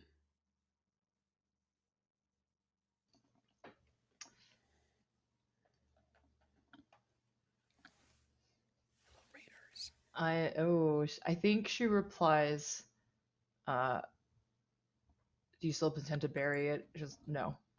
Just no. That's it. Dot. And home team Elaine, Magic Elaine, writes back, no, I don't intend to bury it, as our team is moving into the theater, into the Greek theater. It's moments. We've got not too long before the event will begin. The play itself is all set. The audience is hushed. It's dark. The lights are already down, so you can't see everyone particularly well in this Greek theater. This space, everyone is up around. And of course, it's a Greek theater, which feels very Carcosan in its own way, in its sort of ancientness. And you're out. The elements are open. There's this massive backstage area. And somewhere backstage, Magic John, Home John, is disguised as Ian, about to take his place. And that's where we're going to take our break. We have a quick break right now. I want you all to stretch your legs, hydrate, and know that when we come back from break, also, hey Raiders, how are you doing? I hope you're doing well. Have some beverage. When we come back from break, we are going to see the rise of the ancients, one hopes.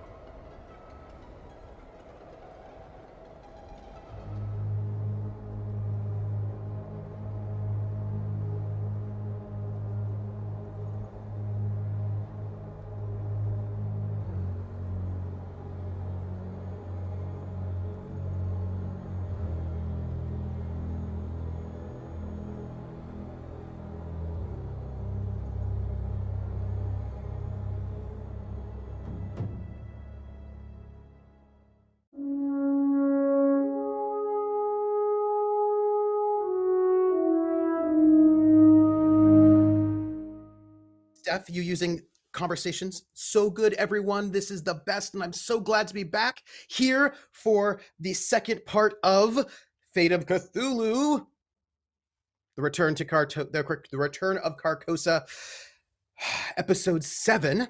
And I just thought I'd remind you all of you all, happy people, that there are things you can do to help. One thing, of course, you can do is do some retweets, if you like, of our tweet, or likes in the Instagram. I've been told it is likes. We currently have hit our 20 retweet / like threshold, which gives them something nice.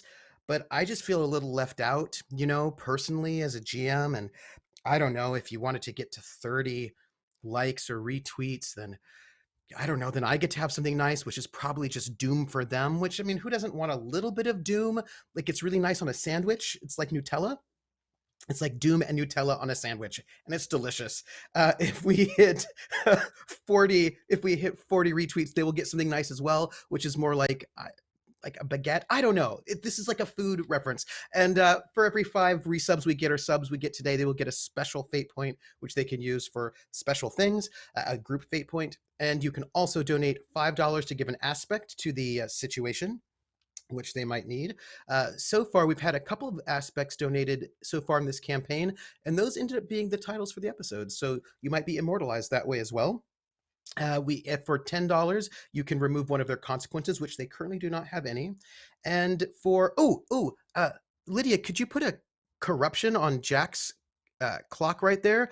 And for $15 you can remove one of their corruptions from their clock, which helps them not turn into monsters. So that is, and I suppose I should tell you, this is actually, I think, really cool, that the Fate of Cthulhu system, which is from Evil Hat Games, one of our sponsors, does not use sanity like regular Call of Cthulhu. It uses corruption instead.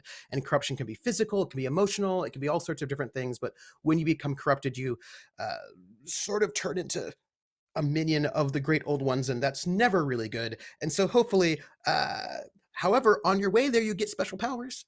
Like, you get to have a shadow that will talk to you and tell you things, or multiple eyes that you see things beyond sight, or all sorts of stuff. It's just that, in the end, speaking of in the end, why don't we, let me ask a question of our team. As we left off, we are coming towards, Lydia, could we have the poster one more time? Can we just please have the poster? I need to see it. I need to see the poster.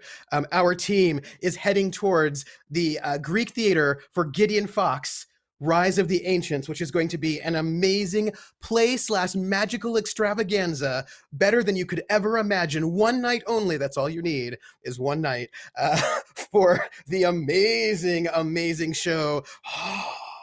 And we are bringing up our curtain at this moment, as there's a hush over the audience in the Greek theater, and there's the entire Greek theater is packed with people. I will have you all do an awareness check, a notice check in a moment, but not just yet, because that would be too exciting for you to know this right now. But in a little bit of time, for no reason, I'm not going to stress you out. I am. It's cool. But our heroes from the home timeline have sort of found their way into this theater with in different routes. They have new information. And what I think is important for Elaine is that Elaine now knows exactly what this book looks like and what it's around, so that if they're like decoys or fakes, you will be able to tell the difference between the decoy and the fake and the real one. And John knows that there has to be a murder tonight for this to work out. And apparently Carcosa John is like, this will be really important to, help the king come into this time and space. So that does not seem distressing at all. I'm sure it's fine. Haley has got them all access badges and passes, so they can go wherever they want in the theater. And Jack has locked his good friend Ian in the bathroom and taken his badge and outfit so that he can impersonate the double, because our Gideon Fox uses doubles all the time. And in the process of all of this, our heroes from the home timeline, Home Elaine, decided to have a little bit of a text conversation with Goth Elaine, like, hey, do you want to stop us? Is it really bad if we bury this this play? And Goth Elaine's like, yes. Your very, very, very good friend Valerie will die. So are you gonna bury the play to give it to the future? And we ended with Home Elaine saying no. So let's flip to the other side of that conversation where we have all of our goth friends in that warehouse, deciding how they're going to prepare for this evening. Oh, by the way, thank you for those subs that just came in. Goth Elaine just got that message. No. What do you say?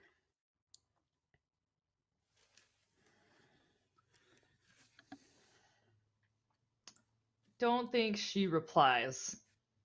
I don't think she replies after that. To the group. But to the group? Because you're all To the together. group. Yes. Cool. To your goth friends. Okay, yeah. It's like I really don't think we need to kill them. I think our first concern is getting that play. I think that's much easier than having to kill 4 people. And then we can ask questions later. I'd rather not just. Yeah. I just would rather not. Even I'm willing to do whatever it takes. But that is, I would like to try alternatives before doing that. Yeah, that sounds good to me. I'd much rather not. I'm trying to kill fewer people these days, if I possibly can. So that would be great. Which he says without a hint of irony.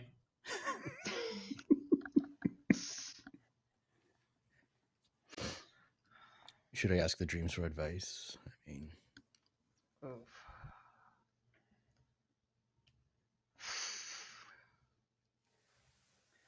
I don't know what more could tell us when there is a play that is about to go on. That everything we've been trying to stop is going to happen. You can tell us if we should actually go or not. I think. Well, then what else would we do? I think we have to stop this. We know what happens when the play is performed. We know what happens. Well, we've seen it.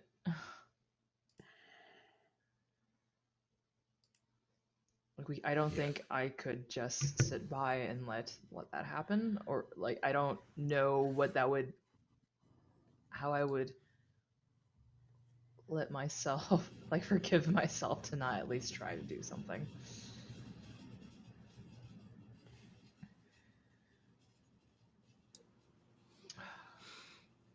All right, then.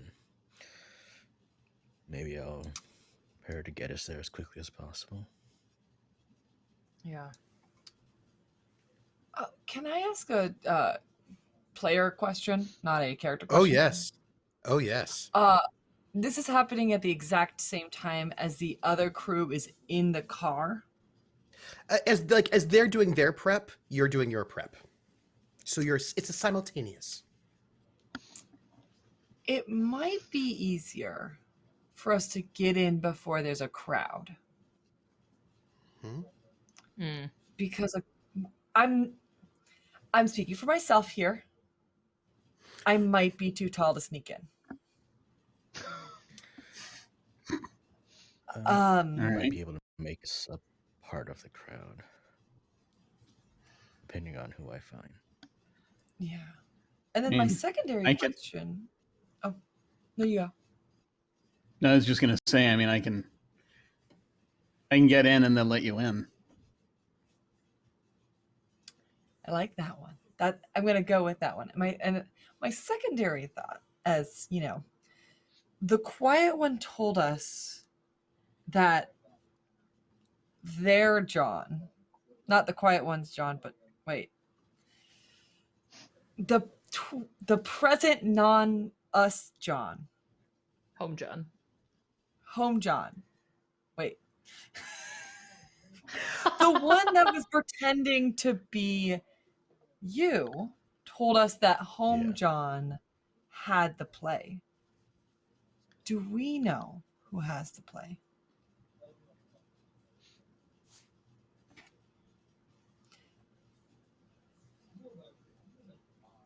I mean, I'm guessing that. I mean, signs are pointing to. I think it's probably Gideon that's got it at this point, doesn't he? Or if he doesn't, he knows where it is. I'm also going to note that Carcosa John, the quiet one, says that Home John has to die, especially has to die. For real, though. Really got to go and kill Home John. Yeah. I mean, because the signs are there. I know I didn't do this act 20 years ago. Mm-hmm. Well, so yeah. Wait, do we think we can trust the quiet one? 10 years ago, 20 years ago. Drug It's weird me. when you do it twice. I Drug me don't. replaced. Yeah. Yeah. But I don't, much like your dreams, or I don't want to ignore it either. I'm not the figure outer. But I feel like all of this, like, I think now, hey, like, I like to call this tall Haley is just like now, like, kind of crouched on a box and been like, I just, it was easier when there was only two of us. And now there is three of the two of us. Does that mean there's a third Elaine? Or a third me? I don't know. Got to be open to that possibility. There's definitely a third Elaine. There's the Elaine that is the regular researcher that's just hanging out, doing whatever innocent research that she would be doing. Oh no, you say innocent. Why do you say innocent, Trooper? How dare you? How dare you? Just innocently studying Carcosa. Just innocently studying Carcosa. It's fine. It's fine. It's fine. So, yeah. There's a lot of information here. Sorry, you go, Elaine. You go. I think as you're saying, like, oh, should we trust, like, other John, or the quiet John? And Elaine would say, future me, not me. She isn't going to bury the book, so she's not going to go through with the plan.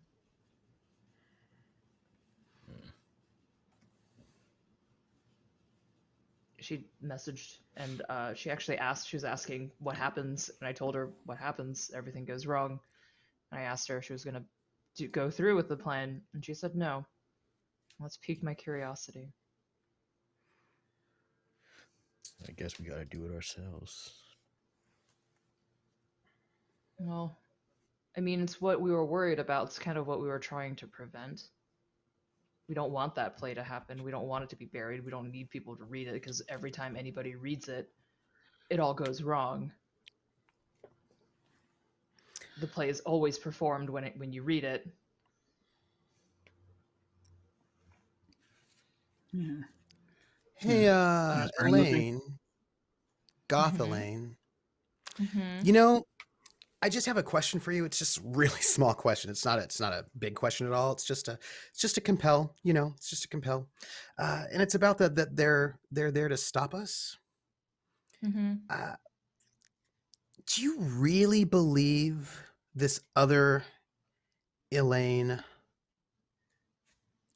is not going to bury the book? I mean, look, she has not lived through what you've lived through. And you did it once before. Like, you did it, you buried it. And do you really think, can you really trust this Elaine that has not lived what you've lived through to not follow the mission that she was given? Absolutely not. Because I have a fate point that says that maybe you do not believe Home Elaine based on the aspect that they're there to stop us. Now you No, could I give will. me I will a fate take point. it. I will. I will. Oh, you will take take it? I will take Uh-huh. it because Gothaline still needs more proof. Okay, The- and I will tell you what. Mhm. Home Elaine can use that fate point. Oh, okay. Cool. You are all in the same time and space, and your connections are complicated. So yeah, maybe you just don't believe. Maybe you would like to believe, Home Elaine, that she won't follow through on that mission, but maybe you just Mhm. don't. Nope. Just gonna, yeah, Mhm. gonna note that. Mhm. Mm-hmm.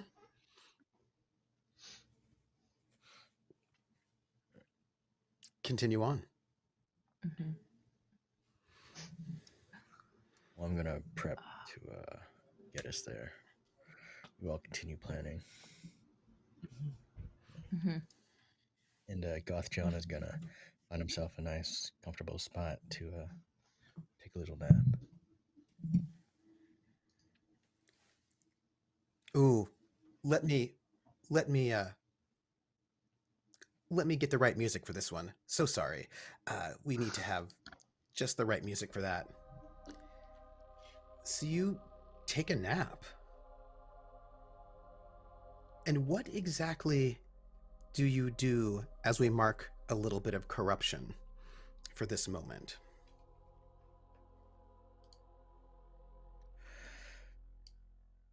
So Goth John is going to traverse dream time and find someone who is also napping at that exact point in time, right before the play starts. Mm-hmm. Mm-hmm. There is someone in the audience who is, oh, no. There's a tech person who's been one of the carpenters that's been up all night on sets, right? Been working just like full time trying to get everything done. There's a lot. And there's a lot of last minute changes to everything that's happening. And they're like in the corner of the flies, just sort of like dozing.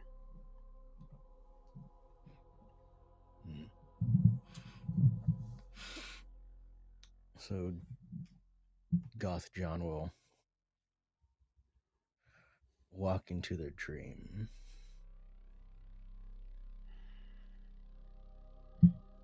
And then They are activate dreaming. his arm. They're dreaming of Carcosa. You can see the spires of Carcosa in their dreams. You are a very, very practiced dream stalker. You are very good, and you lose yourself rarely in other people's dreams anymore. You've done this so many times. But it's sort of like an overlay, right? Like you can see their dreams as you do what you need to do. You notice it, but you don't get pulled in if you don't want to. But it is Carcosa, but not as it was, but as it was after the calamity. And all of the spires are twisted and strange at angles that don't make any sense. And the people are shuffling and shambling, and they're wearing all yellow robes. But the yellow robes don't cover the fact that they have 8 legs, or 1, or 3.5. That there are eyes on their toes. These things don't cover, and this person is dreaming of this Carcosa. But it's not even like the lake is not there, the palace is not there. It's just like a piece of Carcosa, as if someone had broken a mirror and there's a shard, and on that shard there is Carcosa, and this shard is spinning through space and time, and it's going from when to when, moving, and this carpenter is smiling, and as the carpenter dreams of the Carcosa gets larger and larger, and the shard gets bigger and bigger in this dream space. What are you doing, by the way, as you stalk through this person's dreams?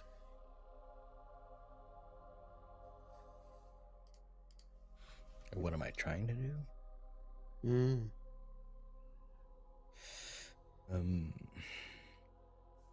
They're looking for an unobtrusive part of the dream. We can go in there and start manipulating. Trying to focus the dream to where John wants them to focus on. Could you roll me lore, please? Indeed. Is the other John, right? Yeah. Goth John.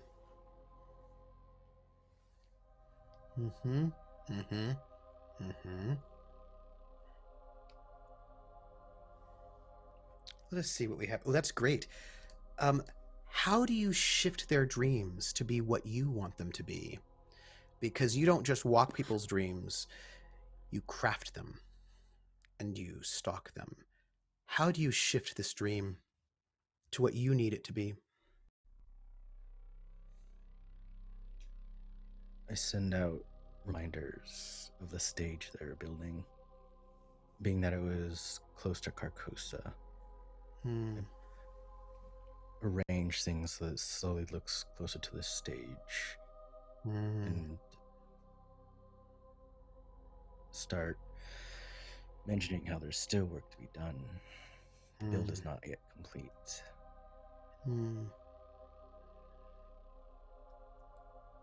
And the shard becomes the stage, and the twisted spires become set pieces made of quite a lot of styrofoam, large amounts of styrofoam, cut with, it's not a chainsaw, that's much smaller, and then painted, spray painted, and flats. And so all of a sudden, all of these things that were once this sort of dream reel become dream sets. And you are recreating through this person's mind the set of the Greek theater. And you can even see people moving in and out in the background, sort of around this person, as if you're seeing through their eyelids into the actual real space. The line between dream and reality becomes blurred as you can see into the Greek theater, and you see Haley, maybe? Not your Haley, short Haley. And they look like your team moving backstage with an entourage of, like, there's a manager perhaps pointing out things as they're moving. You think, but you're not certain when this is. This might be now, it might be in the future. It's unclear, actually, because time is very confusing. It's not always. Sometimes you can dream in the future or the past, but you see that for that moment.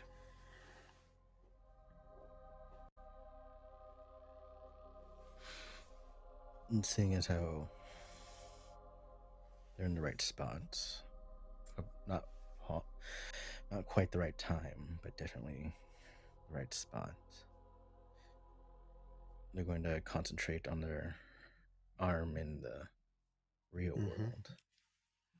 And this arm, which is made of the technology of the great old ones, describe this future arm of yours that has been grafted, your arm cut off and a new arm attached until your arm and that arm grew into each other, or the arm grew into you. Done sometime in 2030 when it was so desperate and there was not much else that could be done to stop. It was a sacrifice to have this arm. What does it look like? Right. Well, they call it a cybernetic arm, but the cybernetics look very organic. Almost like the metal itself is breathing. Undulating, kind of like it's living itself. It's not, but it's not living. It's weird. It's It's living, yet inorganic, yet organic. And as he concentrates on the arm, it stops looking like an arm and starts looking like tendrils just slowly unraveling until it is just like cables swaying almost.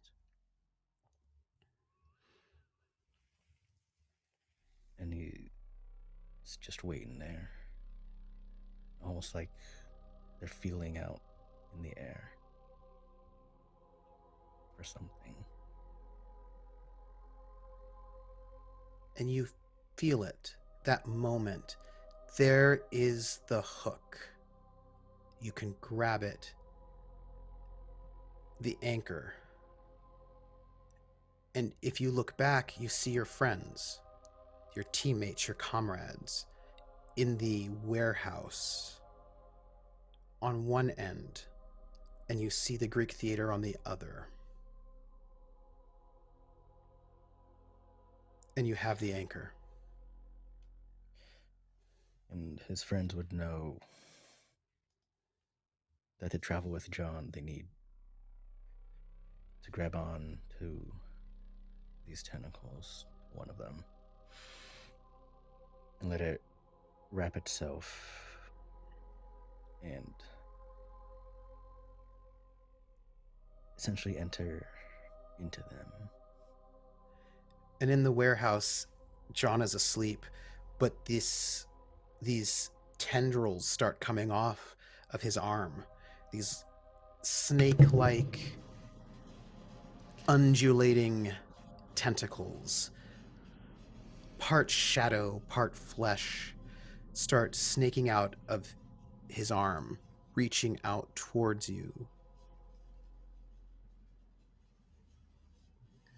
to grab. Yeah, guess it's time.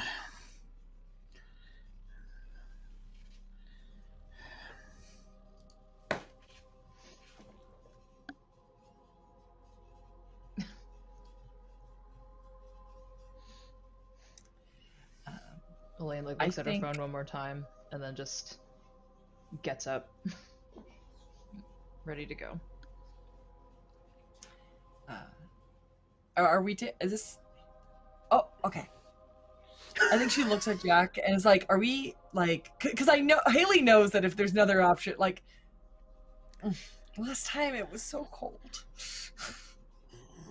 It'll be okay. All right. Just think after this, maybe this will be the last time we got to do it.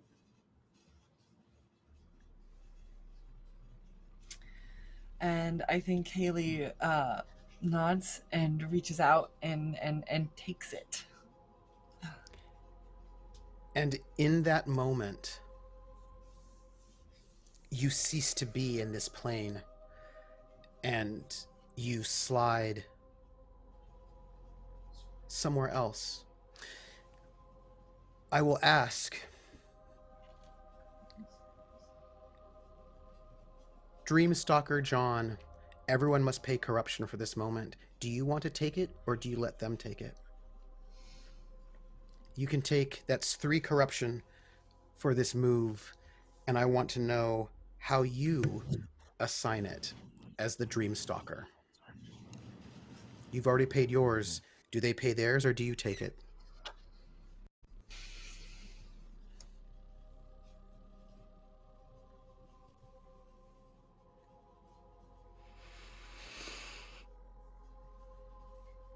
Dreamstalker John can't allow himself to take it. He must be able to remain an anchor for... If they get lost in the dream, he would have maybe one chance to bring them back, or they'll be lost forever. And so let me ask you, how do you assign the corruption to your comrades? One apiece? Do you give some more to others? How do you, as the controller of their corruption, how do you corrupt them? Do you keep someone safe or not?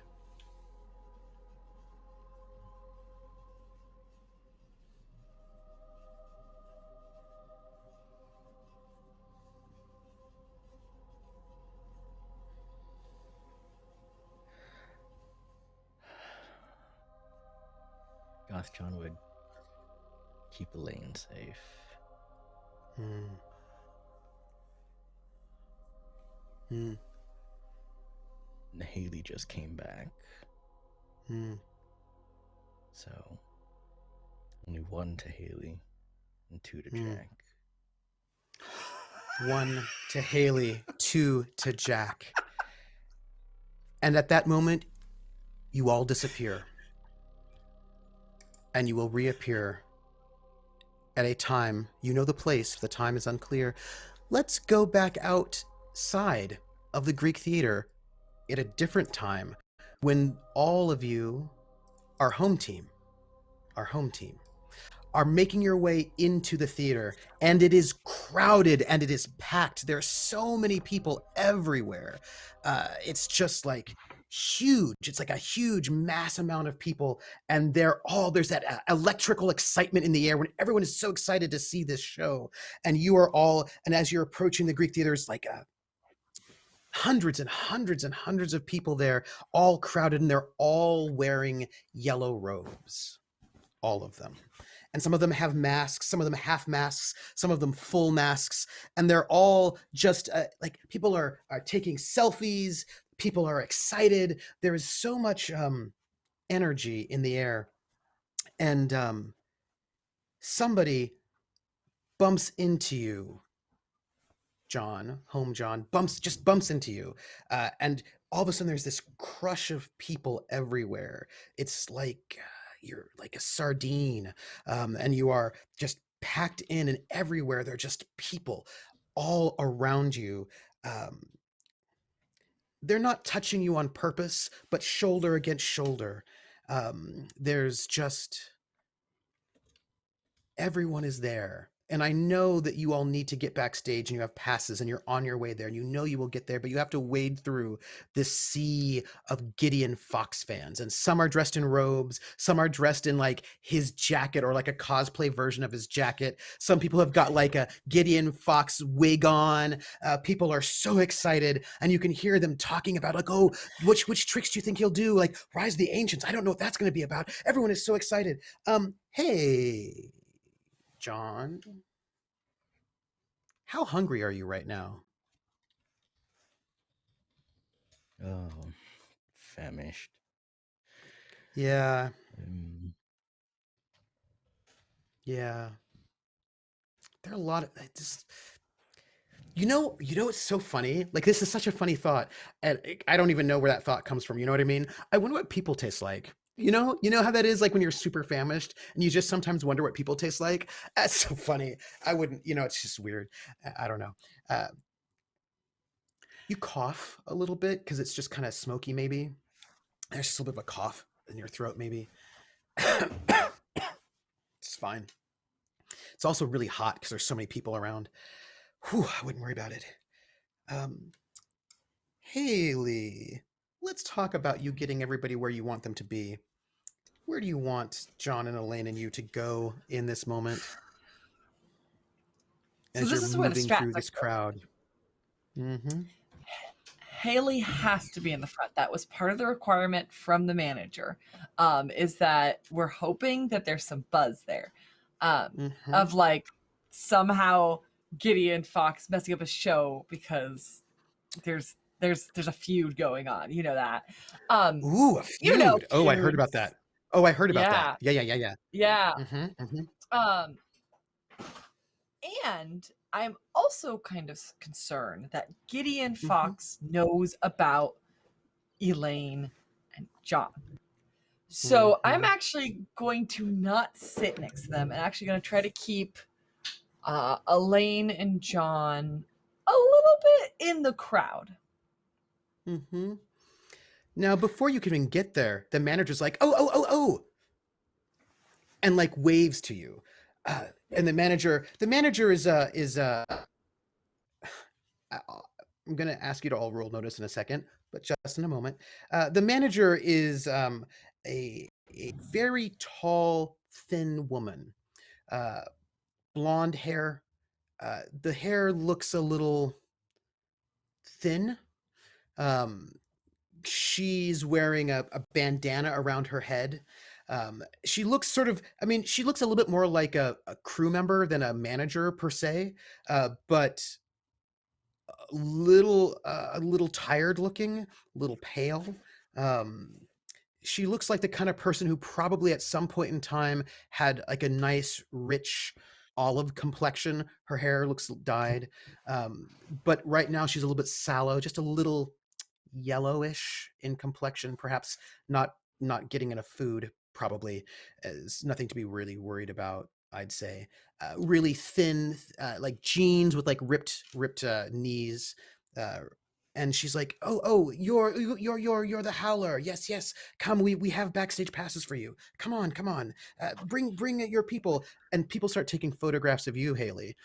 They're like, "Oh my gosh, it's Haley Howler!" And you're, "Oh, right?" As people are like cheering and they're like waving at you, some fans, and some are like want your autograph. As the manager tries to usher you backstage. Can I get a notice from everyone? It's gonna be fine. We're gonna notice. It's gonna be safe. Mm-hmm. Oh, that's good. Uh-huh. Yeah. Great. Mm-hmm. Steph, you get to ask me one question that you would like. You have got a manager, you've got John, you've got Haley, you've got a crowd. You may ask me one kind of notice question and I will answer it because you're the only one who notices anything at this moment.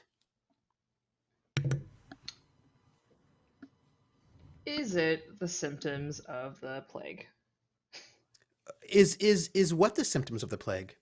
Like the way the manager is looking, is there something off about it? Is it recognizable in a way that is bad, or is it like does do I recognize what's happening? Because it's off. What's off about it? It is off. There you go. It is.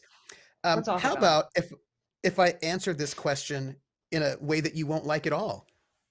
Absolutely, give it to me. That's why I'm in this game with you. Sweet. You look at the manager and you're like, is this the symptoms of the plague? Because you know the plague should not be happening just yet, right? Just really small versions, right? But not big versions. And you assess and you think, could this be the plague? You're a scientist. You know these things. And you think, no, these are not the symptoms of the plague. This looks like something, like you've seen people, you remember in 2030, in your present, people who got really obsessed with the King in Yellow. Sometimes they wouldn't eat, or they would stay up for days and days.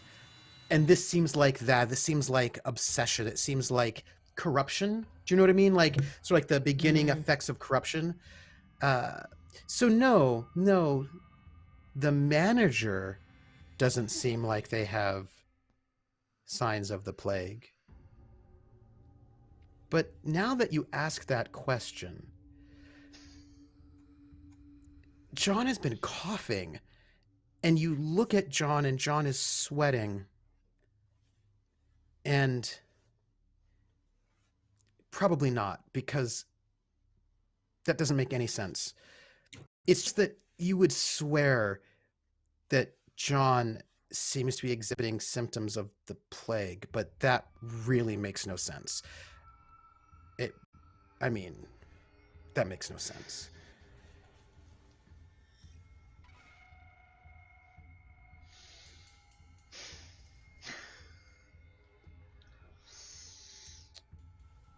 Noted. I note that John has not made a notice roll. You're the only one who hasn't done yet.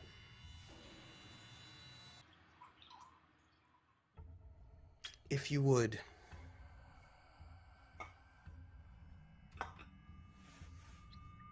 curious to see if you notice anything at all. Not about yourself, of course, you know, but just however you like. And, oh, let me see what we have here. Oh, that's good. You may ask me a question, and I recommend, if you would like my advice, that question be about the audience. But, you know, you can ask whatever you like. Oh, it's definitely about the audience, particularly Is the it? ones dressed in yellow with masks on. Yeah. Do they seem Yeah. familiar to me? Do they seem familiar to you? That's such an interesting question. I would love to know the answer to that question. I'm sure so would you. And as you are peering into the audience from backstage, as there's this rush of activity, there's a hush and a fanfare goes up as the show's about to begin. And you can hear the voiceover of Gideon Fox announcing his show. Tonight, we present a tale seen only once before. The sad story of the King in Yellow.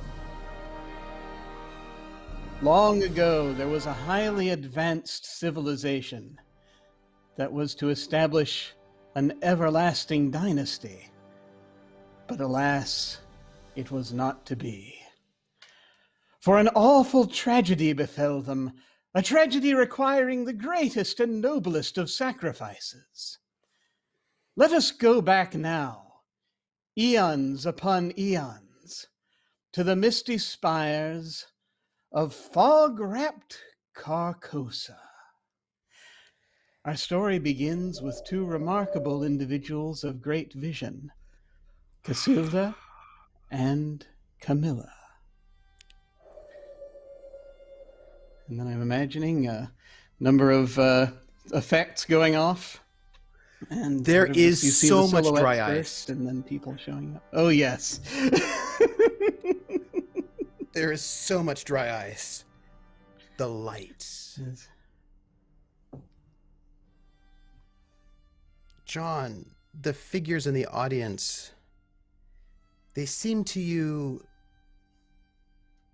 to be at once completely normal and at the same time to be slightly taller than they should be. Perhaps slightly lumpier than they should be. But then they seem normal again. But it seems to you some of these people with the masks and the robes are existing in two times and two places at once. You have this vision of them being fans and teenagers and just normal people. But then you also see them slowly transforming into horrors. You hear, they're normal, then you hear a gunshot and a scream, and then these people, you see it's the dry ice is making a mist of fog on the ground, but the fog turns yellow when the shot happens. And you see Gideon Fox shot in the chest. The symbol, the yellow sign, glows. Gideon Fox falls to the ground. Blood spills onto the stage. The mist on the stage turns yellow. The mist goes into the audience. It goes in the audience, and all those people in the yellow robes and the masks, they start transforming. It's what happened in 2030. You weren't in 2030. You've never been to 2030. But you see a glimpse of the future to come. And it happened then, and it's happening. It's going to happen now. When Gideon Fox is killed, shot by, who was he shot by? Who was he shot by? You turn your face to see who shot him, and is it Gideon Fox who shoots him? Are there two of which?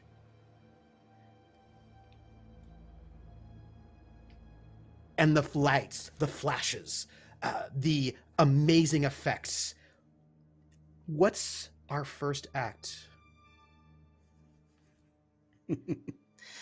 So the first act is going to involve some of the build-up, the story as we follow Casilda and Camilla, and their various things that happen with them, their insights, their songs, and their motion toward eventually the party and meeting the stranger. Now, throughout this, various magic tricks are worked in. There's a lot of sort of Vegas-y stuff that happens, basically with the lights and some of the special effects. He makes heavy use of holograms in the sense of not sci-fi holograms. These are, you have a fog machine and you project the holograms onto it, that kind of stuff. Makes heavy use of mirrors.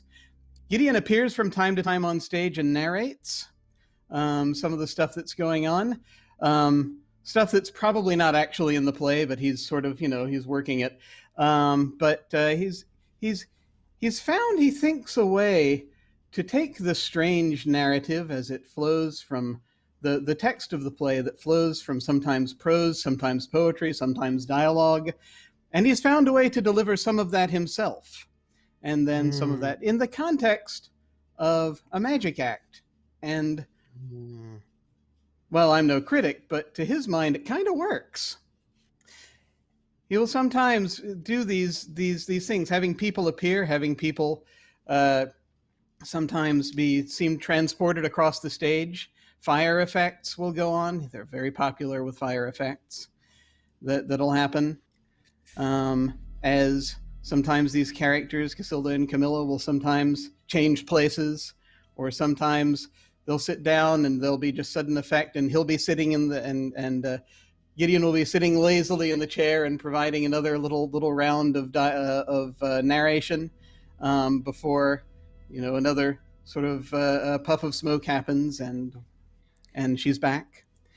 I imagine there's also a sarcophagus on the back of the stage, like a sarcophagus that is closed and shut the entire time at the back of the stage, so like a upstage. Just there, beautiful gold sarcophagus that sort of looks like the image of the king in yellow. While this is happening, I want to know what our home team is doing. Panicking. Quietly panicking. There are 3 acts to this play. That is Act 1. And I'm now regretting that Haley is not sitting next to Elaine and John, because I think Elaine's phone, if she kept it on, is buzzing with like, what should I do? What should I do? Should I boo? And then you hear a quiet boo after one of the acts. Oh. Or one of the like there's just like, I'm in the front, I don't have anything. Should I throw my shoe? Like, there's just so many like little ideas that come in between, because I think Elaine is immediately like, fuck, this can't be, no, this is bad. This is very, very, very, very, very, very extremely bad. And I think she'll send at least a group text of just like, of just at least the 3 of us, like, let's move, let's go. Well, actually, no. It will include Jack, because we kind of all need to know what the heck we're doing. Yeah. To like find a meeting point, and just like, we need to figure out what's backstage. I think that's gonna be kind of her plan. Where's Jack? Is Jack on stage? No. Like, I think that's the question. Like, and maybe Jim can answer this. Yeah. Well, Jack, for his part, is basically been trying to just sort of sneak in. He's going to try to sneak into the dressing room to look around, but he also knows that he needs to get them back here as soon as possible. So he's going to, once he knows that it's, he's looked at whatever, if there's a set sheet, as it were, for the different tricks. He kind of knows, okay, we're going to need. Ian doesn't show up until this one, okay, and he looks down the list, and he's looking down, and he sees in the middle, he's like, crap, the freaking double indemnity.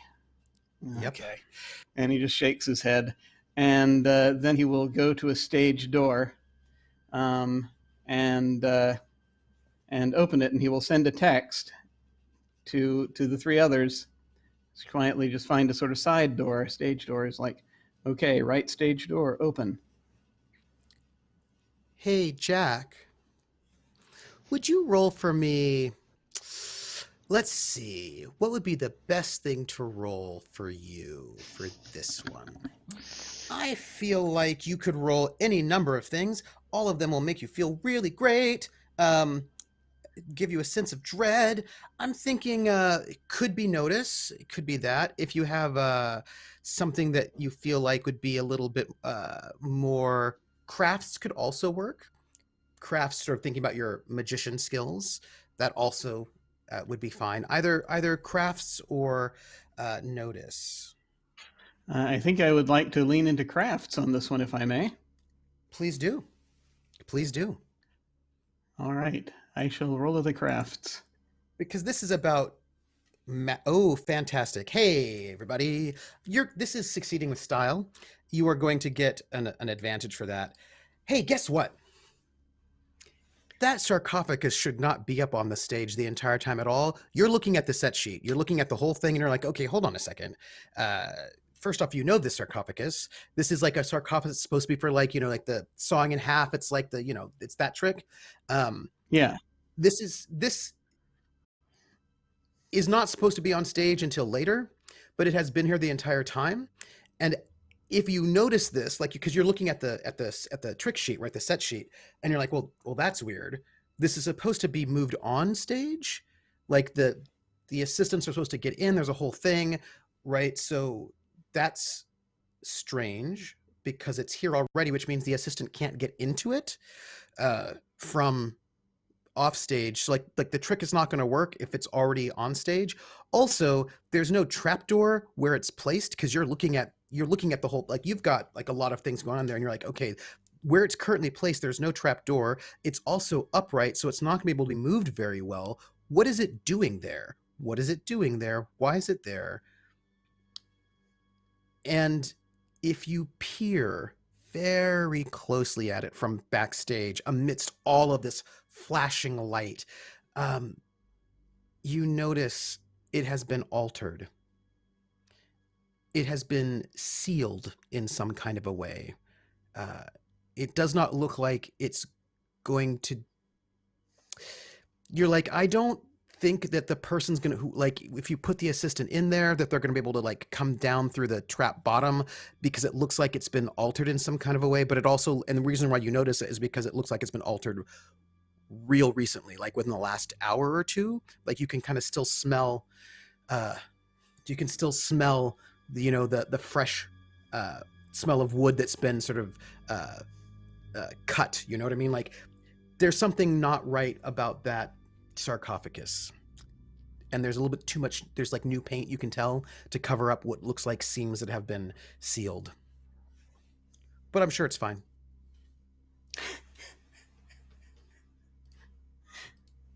Absolutely. It's absolutely fine. So you get the text saying that stage door is open.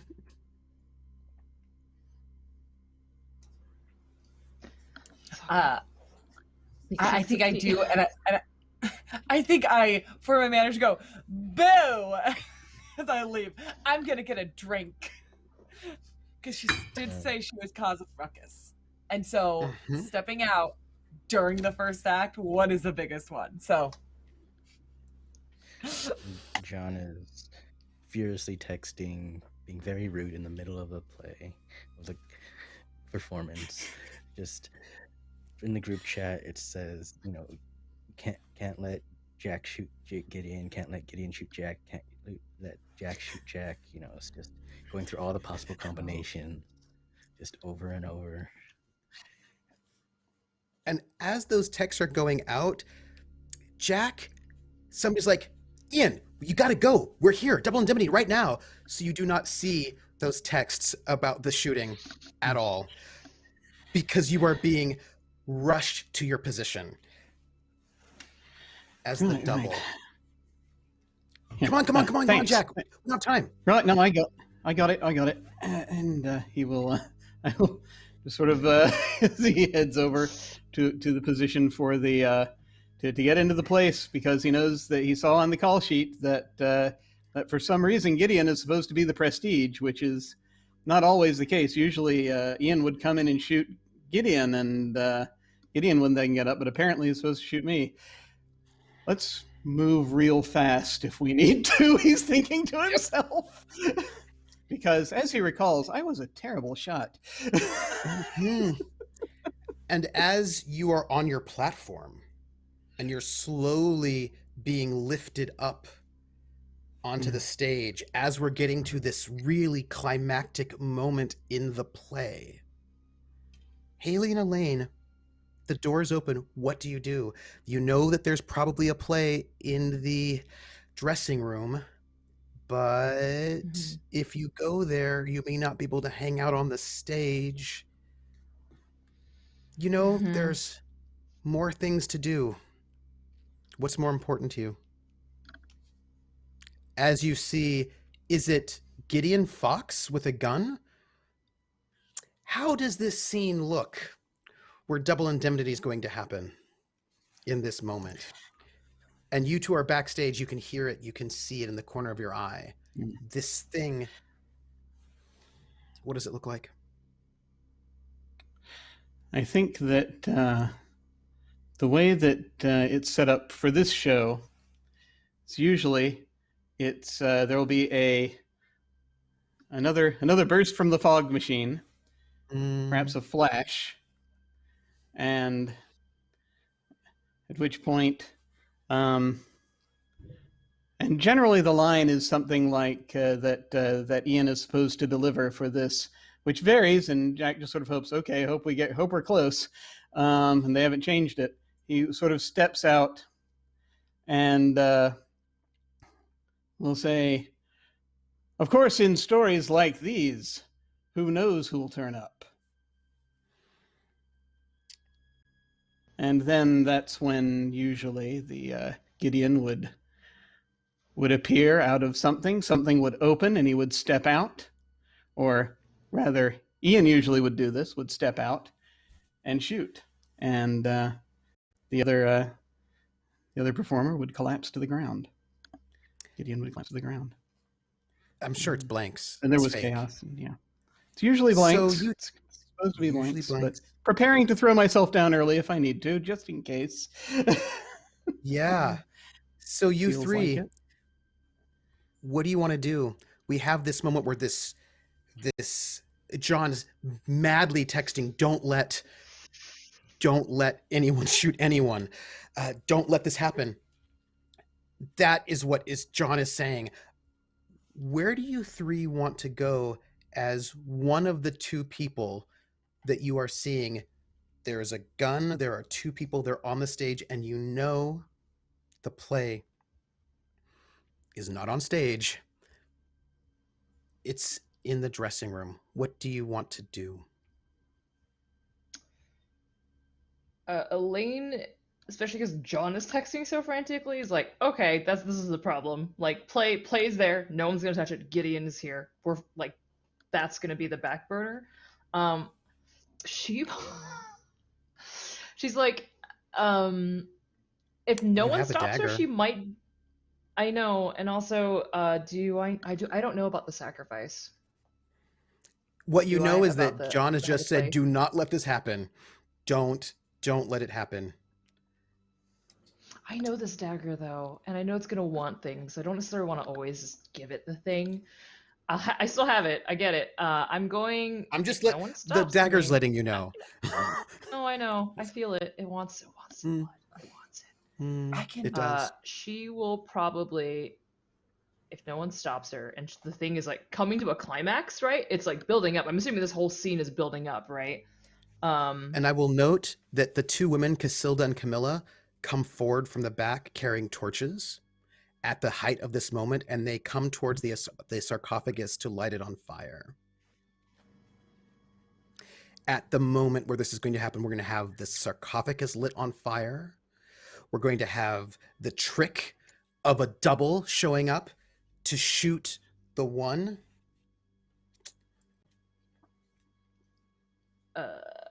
If no one stops her, Elaine's going to push the sarcophagus and disrupt the play.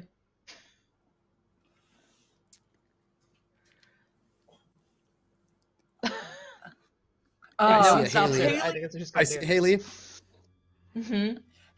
Haley was going to say, and so this is going to happen, like, you're like running, be like, I'll get Gideon. Thinking about it. Take the torch. Get the book. Or I don't know if Haley would say that. I think she's just going to say, and then I think she looks at John and says, thanks.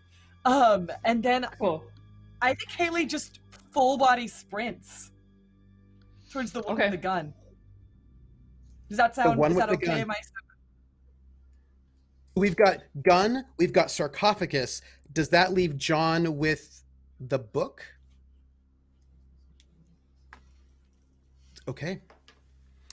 Let's start with Elaine. You want to knock over the sarcophagus? I'm going to need physique. Great. That's like mediocre. I'm going to need physique. It's fine. Ooh, spicy. It's gonna be fine. It's gonna be fine. That is terrible. Hey, I know. Would you like to succeed at a major cost?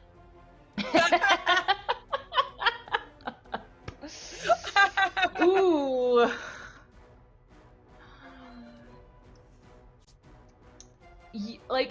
Yes, give me the stake. Like, yes, like this is so. I think this is done in such a desperate way because this is not at all Elaine's strength whatsoever that she is going to recklessly storm into this. This is a very reckless situation.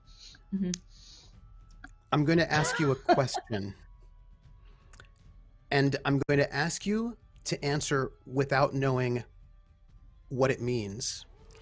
Do you want to take that major consequence, or do you want someone else to take the major consequence? I'll take it, Trooper. You'll take it? All right. I mean, because I'm giving you the option to have someone else take it for you so that you don't have to have any major consequences for yourself. Yeah, but also it's like, because I don't know who, that's worse. So I'm gonna, I'll say yes to this because I have declined your gifts an entire episode. This is all the payback. Yep. It is fair. Describe how you rush to push this large sarcophagus out of position. Is it leaning against everything, or is it just kind of propped straight up? It's leaning up against the back wall, right? So it's like it's just like a little a slight angle towards the back wall. She'll get under and just start pushing against the wall multiple times, just like jamming against it and just like to push it out.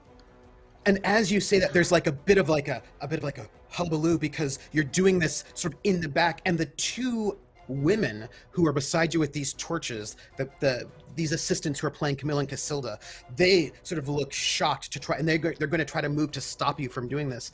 But you do get to go first, and we do popcorn initiative, and you push the sarcophagus. Which direction do you push it? Where do you want it to go? I think she aims right now to use it as a disruption straight onto the stage, just straight over. Not in any. I don't think she's like gonna try to control it. I think she's just trying to stop the show in some form or fashion. You push real hard. This sarcophagus, which you would expect to have been made out of like weak wood, something easy and light, is actually much heavier than you think. And when you push it, it teeters, and it falls. And you hear a sickening crunch as it falls on your leg. And your leg breaks. And the sarcophagus breaks open. And there's Aura, tied up, bound, with a clearly hit on the head, unconscious. But this wood that has fallen on you is super flammable, my friend. And these two women on the side with their torches were planning on setting this on fire. If you hadn't disrupted it, surely, or taken that broken leg, surely Aura would have perished in a fire. Please take a severe consequence. If we can get a skull, that's a 6 over there, if you do not mind. Who do you pass it to? Let me tell you who you have many options. You could pass it to Camilla. You could pass it to Casilda. They're great people to pass it to. They've got torches in our hostel. You could pass it to them. You could pass it to Gideon Fox, also great to pass it to. He's also hostile. If you wanted to, you could pass it to like Haley or John or Jack. But I mean, you know, if you wanted, you could pass it to, you know, people who don't like you. I think it's gonna. It's gonna As be. your leg I is think, broken. It's either going to be. I think Jack. I think it's gonna be Jack. Who gets the initiative? Jack. There is Aura. There are two people with torches. She's unconscious. There is Gideon with a gun. There is Haley moving faster than you can imagine, actually, right? Across the stage this way. There is John escaping into the flies in the back. There is a crowd of people who are kind of freaking out. And what do you do? By the way, the people with the torches, they don't seem like they're stopping. Yeah. Oh, did I mention the smell of gasoline? I probably didn't. Yeah. This is gonna be a great show. The effects are gonna be amazing. Looks like it. And it'll just basically say, and so basically he's looking from thing to very, very rapidly from thing to thing to thing, and he thinks quickly. And he looks up at Gideon, knowing that he now has the opportunity to mess up this premiere show in his this crowning achievement, what he probably thinks of as a crowning achievement, and he just smiles. And before you take action, I just want to remind you something. It's just a little thought in the back of your head. Yeah. If something bad happens to Gideon Fox, who is you, what will that mean for the timeline? Will that mean that you were never able to go back in time to stop this in the first place? Is it actually safe to harm you? Just a thought. Go on. You smile. It is a thought. It's an important thing to think about. But at this point, he doesn't. Jack is like. So he weighs that for a second, and he's like, you know what?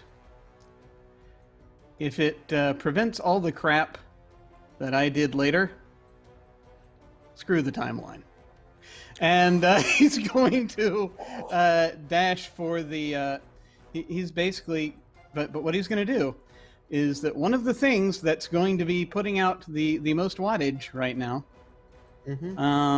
Here, one of the things that's going to be there's a number of things on the stage, electrical equipment, that that he knows could be dodgy, that he knows if he just goes and flicks the right way, is going to cause a blackout. Yes. So he's going to go over probably to one of the hologram projectors. Yep. And just slide over, and just sort of slide as he's just sort of looking over, just slide in, smack it just in just what he thinks is going to be about the right way, in the right position. He's going to try to basically rig it So as he slides in, pulls a wire from it if need be, to try to make that happen. Roll crafts. This is a create Yay. advantage, is what this is. You're trying to create the advantage pitch black, because some people here have extra eyes and some people don't, is all I'm going to note. This is what I'm going to say. Give me a craft roll, if you do not mind. Your difficulty is 3. I shall. And here's my crafts roll. That is a 1. You have a bunch of free invokes, by the way. I do have a bunch of free invokes. I know I had at least... You have 2 for the perfect copy, yeah, and 2 for the sarcophagus insight. That's 4 total. Oh, do I get that? Okay, then I'll actually just grab the one for this, one of the ones for this for a perfect copy, since they're not really going to suspect that I'm going to do that now. No one knows which one I am. Is true. You want to use both of them to get over that 3. Oh, are they only 1 apiece? They're 2 apiece, but you rolled a 1, so 1 will get you a 3, which ties. And if you want to beat the number, you have to spend 2. Oh, right. Okay. Yes. No, I'll blow that right now. And so we are in a blackout. If you have extra eyes, you don't have to worry about that right now at all.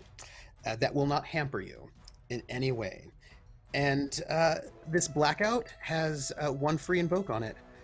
Who would you like to pass it to, Jack? I'm going to toss it now over, I think. I mean, you can always toss it to people who want to harm you. I mean, that's a possibility. I had a thought. It's absolutely terrible. No, I'm going to go ahead and I'm going to toss it to Haley. It's fine. Go ahead. I almost threw it to Gideon. I almost did, but I just want to be clear on order. Stage. Yes. Gideon. Yep. Sarcophagus with fire. Yep. All around it. Hasn't been lit on fire yet. But Aura. Jack. Yes, Elaine and Aura. Like, Elaine's underneath the sarcophagus has been drenched with gasoline, as has been Aura, and there are 2 people with, torches. It's cool, though. Don't worry about it. And I don't know who Aura. I mean, I know who she is. I don't know she's there. Like, Well, you see her unconscious body that has fallen out of the sarcophagus. Oh, yeah, because the sarcophagus is broken open. Oh, my goodness. This is all bad. Okay. And Gideon is in between that, right? I don't know what I can do. Okay. And he's got a gun, and he's going to shoot. I'm just going to let you know. Right. Because we need to have a sacrifice. That's all bad. I mean... we need a sacrifice to finish the ritual. How difficult would it be for me to slam Gideon into one of the fire girls? That would be physique.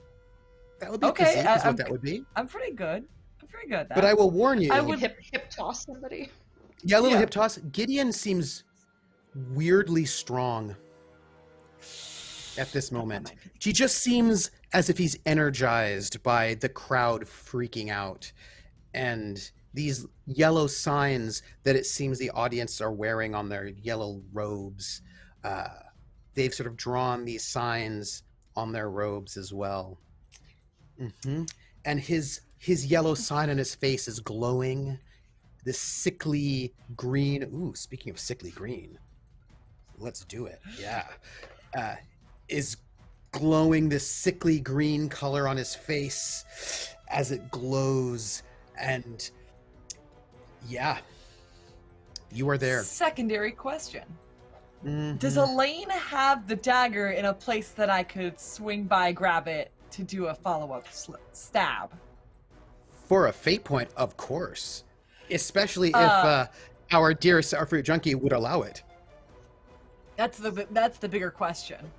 Oh gosh, Steph is like, oh gosh, no, but Elaine also like can't stop you. So, like, yes. Yes, and for a fate point, you may have that dagger. You may scoop it up, and you can stab him if you like. You can do what you like with it. Does Haley know how dangerous the dagger is? Well, It you know, would you were stop? almost stabbed with it during a ritual. So I know it's very strong. Okay. Yes, it is very strong. Mm-hmm. Oh my god. Yeah. What's one way to stop a ritual? With another one. Wait. No.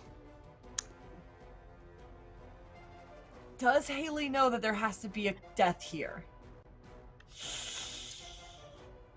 No! I don't think Haley realizes that. No. Mhm, Great. mhm. I just know that I don't want Jack to get shot. So Yep. I'm going to pay that fate point. Gonna Yep. drop that in there. I'm going to scoop up the dagger.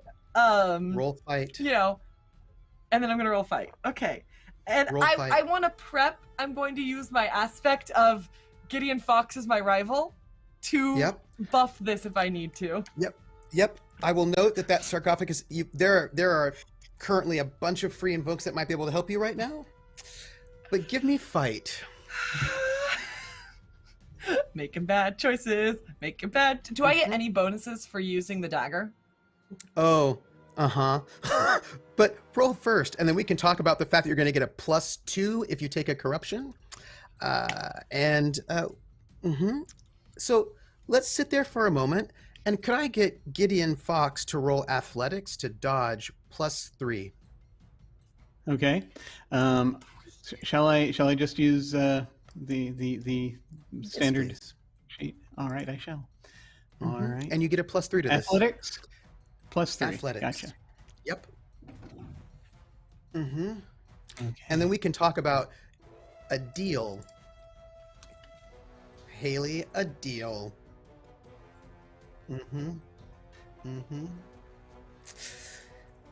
Oh, that's So not that's good. a 7. So let's talk about a deal.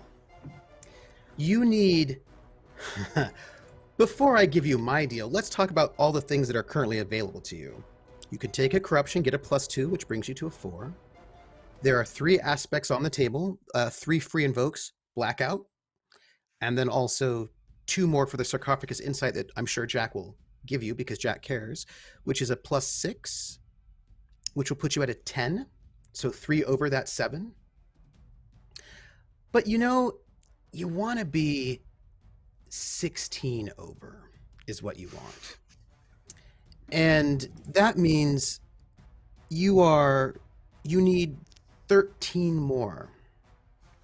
You can invoke as many things as you like. For example, there is the yellow sign is buried if you've got fate points for it.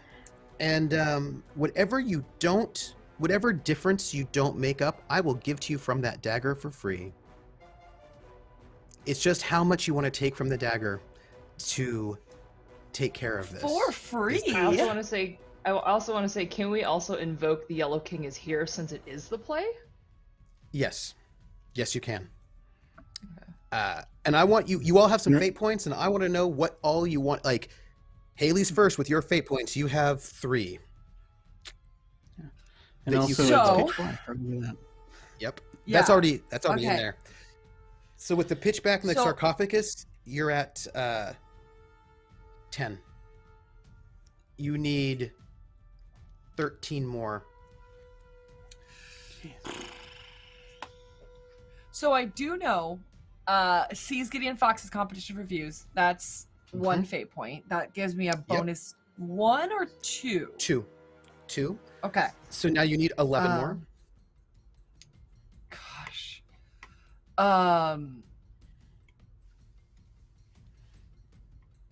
You can invoke the Yellow King is here, I can. which Would will that mean give you me only a need 9 more. bonus? It would. Okay, that's all the fate points I have. You have 1 more fate point, I believe, because you had 3. Oh no, I used it to summon because to get the dagger, I needed to use 1. Yes, that is correct. So that's 9. Does anyone else here want to help in some way?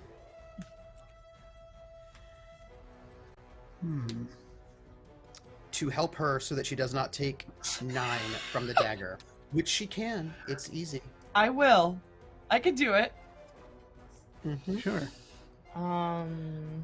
So what timeline aspects have been invoked? Is this the king is here? The king is here has been invoked. Okay.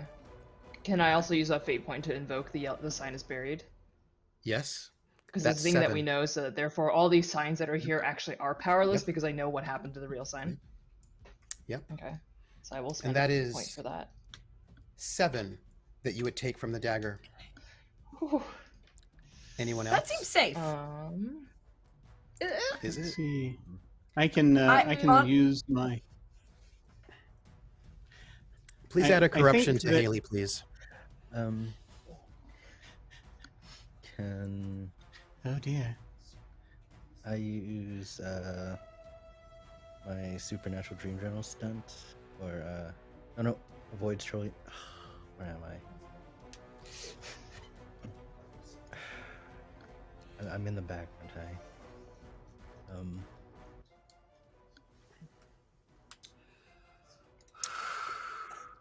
The question is, how much will she Made take from the choices. dagger? Yeah. Can I use my supernatural dream journal to be like, this is different?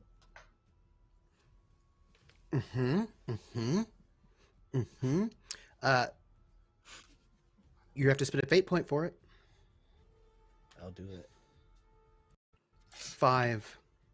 You'll be taking 5 from the dagger. Are we good with that? I'm Let's do going it. to spend. I'm going to spend a fate point Please. for. It's kind of subtle. The thing I Yeah. want to do. I'm going to spend a fate point using my past self as a nuisance. I'm going to invoke that. Yes. Yes. And Yes, indeed. I'm just going to. Yes. And I'm basically, as I see her dashing, spinning around. I'm probably not too far away, and I don't even know if she can see me. Well, yeah, she's got extra eyes. She can see me, and so I just smile, and I'm kind of laughing, and I'm just sort of gesture. It's just like, and I just nod, just to indicate to go ahead and do it.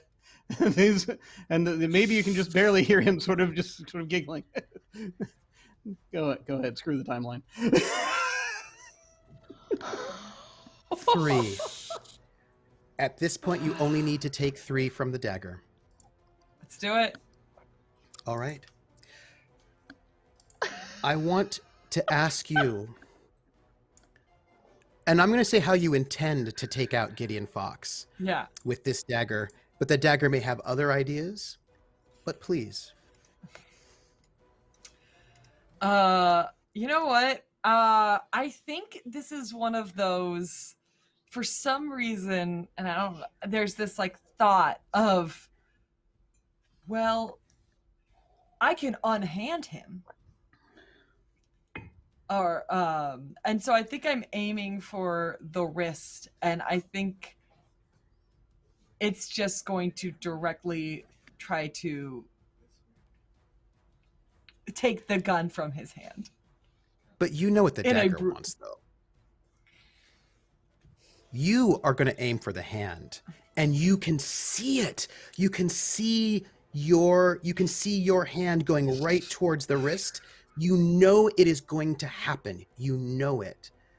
But the dagger twists and your momentum changes and it goes right into his heart. That's not good. That's not And- the correct place. It's not the correct place, but you know what? It's interesting. You expect blood to hit the stage, and as this moment happens, the dry ice sort of clears some of the fog, and you see that on the floor of this stage there are yellow signs after yellow sign after yellow sign, all set up in some kind of thing, and all you need is one drop of blood to hit any of those things, and you are certain. John, you are downstairs in the dressing room looking for the book, and you can see in your mind, you can see it, the drop of blood hitting those yellow signs carved into the floor of the stage and then lighting up, and you can see it all happening. I also am going to need a notice from you to find the book. But here's the thing, as you take that corruption, my dearest Haley, make a, oh, you will find the book. Haley, please make a will roll to defend yourself Sure. against the backlash from the dagger. And whatever you take from the dagger, you must defend against, which means you only have to defend against a 3 versus a 13. All right. Thanks, everyone. The dagger Thanks, everyone. cuts into the, I mean, you would have to defend it against a 13. It would have been real bad for you. Cuts into his body, and you know that there will be blood, and that blood will hit the floor, and the floor will cause the ritual to complete. Except that you didn't use a gun with strange symbols on the bullets. You used this dagger. And this dagger is hungry. And not one drop of blood exits this body at all. Every single drop of blood in this person's body is sucked into this dagger. And the dagger, the body of Gideon Fox, falls to the stage, crumpling and crumbling into dust as the dagger turns a brighter shade of red. And in the dressing room, John finds the play and all of Aura's notes. And the two women, Casilda and Camilla, when they see this, they scream, they freak out, and they run, as does everyone else in the audience. They're not quite certain if this is real or if it's not real. The audience is like, they start clapping. They think it's unclear. And the last thing before we go, John, you have the play. And John shows up and walks in and asks for it. Do you give it to him? There's a compel for you. I believe you have some exciting... Let me see. The compel is for merges dreams with reality. Is this a dream? Is this not real? Carcosa John, the quiet one, would like the play.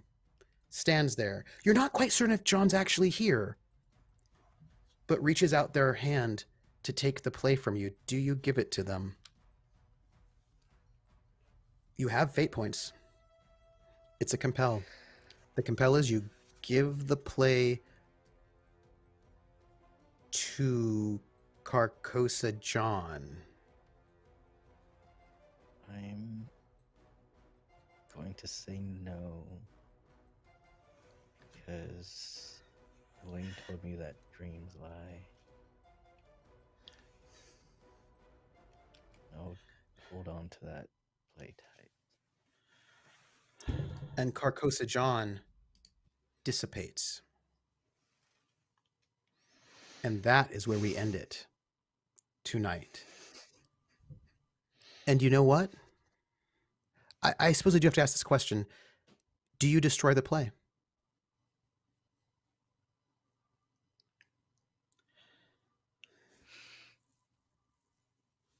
That's the question we need to know before we end. At the moment, no, I'm just holding on to it. You hold on to it. And that is where we end the session. To end the second... We'll have to find out about that. I would love for my amazing cast, as the audience is like, was this part of the show?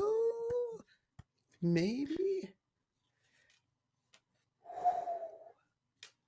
Dearest cast, if you would tell us who you are, where we can find you, and give some stars and wishes to your amazingness. I appreciate. Thank you for staying a little bit late. I wanted to finish that. We're gonna go and deal with probably something really much safer and better next time.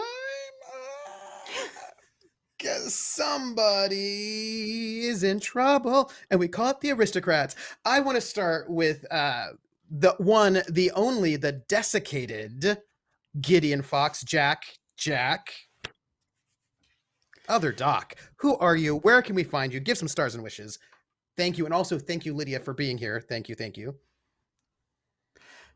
If I may, just as one tiny thing, just a tiny thing. Yes. That I think at the very end, not to undermine anything, but at the very end, I think as we're sort of wondering about it, I think that Jack probably seeing that happening, just sort of looking around, is like, well, I might be about to blink out of existence now, so I may as well. Hearing people applaud, stands up, shrugs, walks to the front, and bows. There's going to be some aftermath to think about, which involves, making sure Aura does not burn alive. Yeah, that's true. That's probably it. There's going to be some questions you have to ask about what you're going to do about you and Gideon Fox. Yeah. And just for the record, you all get 2 check marks for invoking 2 different timeline aspects. You also get another check mark for defeating one of the King in Yellow's main minions, which is Gideon Fox, which brings you to another positive ripple. I'm going to just note that as well. So you get another positive ripple. However, also you might get one more depending on how that works out on what you do with that. We'll see. But the villains get another positive ripple for that sacrifice. Ooh. A negative ripple for that, positive for them, not for you. Mm-hmm. Go on. Sorry but yes. Well, actually, should I go ahead and tell you my things? Yes, please do. I wanted my epilogue for everybody, but go ahead. Sorry, I'm always derailing everything. I apologize. So yes, I am Jim. I am Jim Ryan. I am a writer, streamer, and podcaster. I am Other Doc on both Twitch and Twitter, OTAGRDOC, and I've been doing mostly the streamery is where most of things are happening right now. I have on my channel on Sunday afternoons, whenever we're all available, we have a Dark Matter campaign going on. That's the Mage Hand Press Dark Matter, not the alternative Dark Matter. It's fantasy stuff in space. On Tuesday nights, I am running a short campaign of Urban Shadows set in present-day Rome, Italy, and then also I am appearing on a podcast that started a new series, actual play series, that is Tabletop Garden, and it's the series is The Great Molasses Flood. It's a sort of weird historical game, and I'm playing a fireman from 1919 in Boston. If folks want to check that out, that's at tabletop.garden, I believe is where that is. As for the various accolades, everyone was wonderful. This was glorious. I thank Trooper very much for indulging me in my various madnesses and the thoughts about shooting myself on stage, and for everyone for having patience as I just decided suddenly, I'm going to do a poster, and so it was very kind of folks. I do want to give. I just want to say I want to shout out specifically to Steph for Elaine's line this week. You do matter, even if you're not from the future. That was so good. Just the idea that there's this little club of people, but it's okay. You still matter, even if you're not a time traveler. And that was just a wonderful little moment for me. But thank you all. This is great. And I can't wait to see what happens next. And we got your little epilogue at that moment. Haley, we're going backwards this time around. Jackie Dash, who are you? Where can we find you? Some stars. And if you have a little bit of an epilogue moment, I've got one for Elaine. Let us know in this moment. And we're in this sort of bit of a chaos. Yeah, hi, I'm Jackie Dash, JAKIDASH. And you can find me on the Twitch and Twitter using that. On Mondays, I do Monday Fun Day, and I play this. On Monday Fun Day, we're doing a long-form RPG video game, board game, so we're playing Final Fantasy 13, and we're close. Who knows? We're going up a tower. We just finished the tower, whatever. Killing gods. That's what we do as teenagers.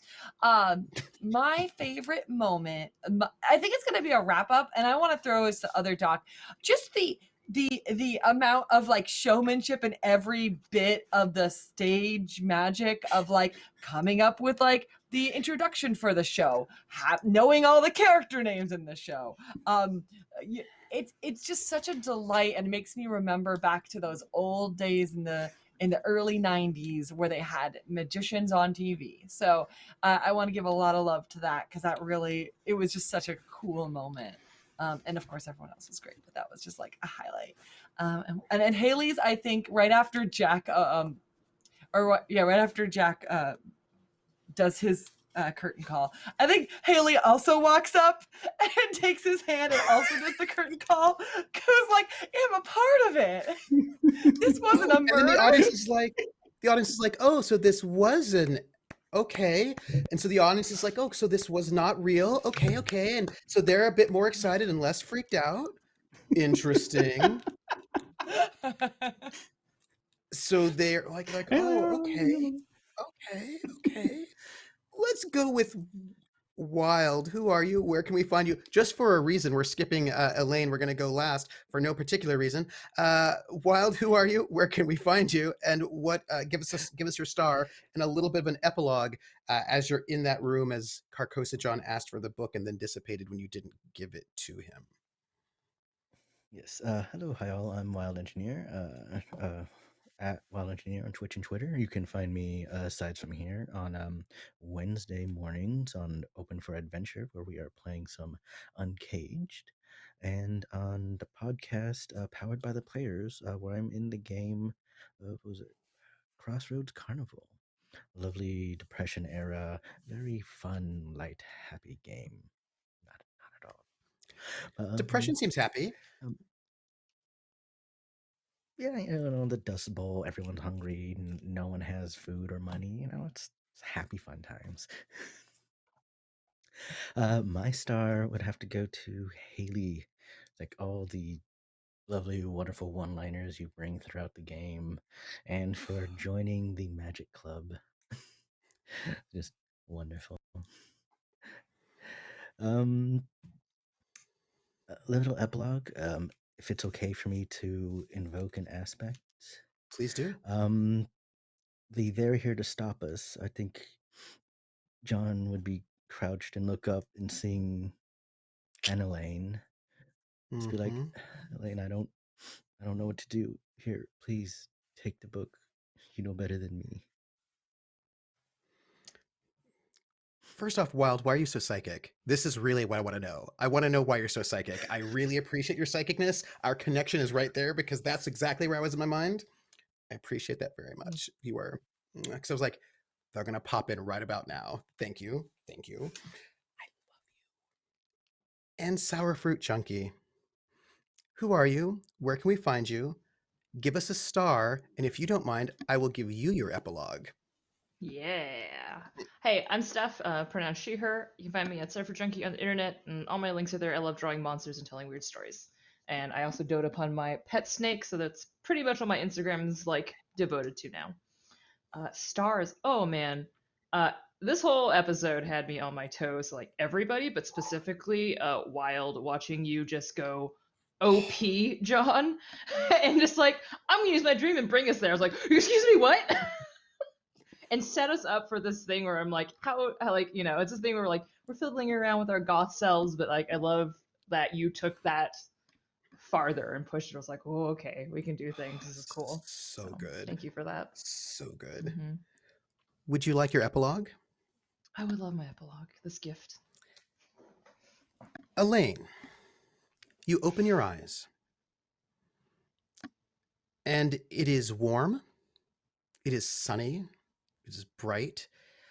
You can smell some kind of blooming flower, something nice. You're not quite certain what it is, but there's something really pleasant in the air, and you can hear on some speakers some sort of pleasant music. And maybe you just sort of dozed off, perhaps, but you open your eyes and you're at a table, and across from you is Valerie. There are three of you at the table.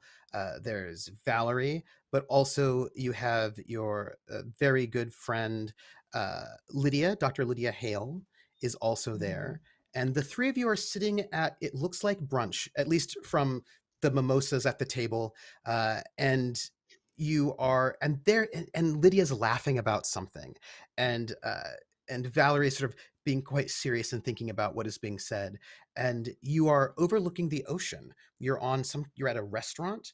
You can see the ocean to your side. You're thinking, wait, where am I? Am I in Montreal? No, that wouldn't be right. I'm in Victoria. Wait, where am I? And you're trying to think, where are you at this moment? And you're pondering where you are and actually when you are. And there's a newspaper uh, in front of you, and it says that you are in Sierra Leone in 2026. And it is pleasant, it is nice, you're having a lovely time. You can see the smell of the salt air in the port. And is that a book on the table underneath the newspaper? You don't know. But there's a lovely conversation going on about all things academic.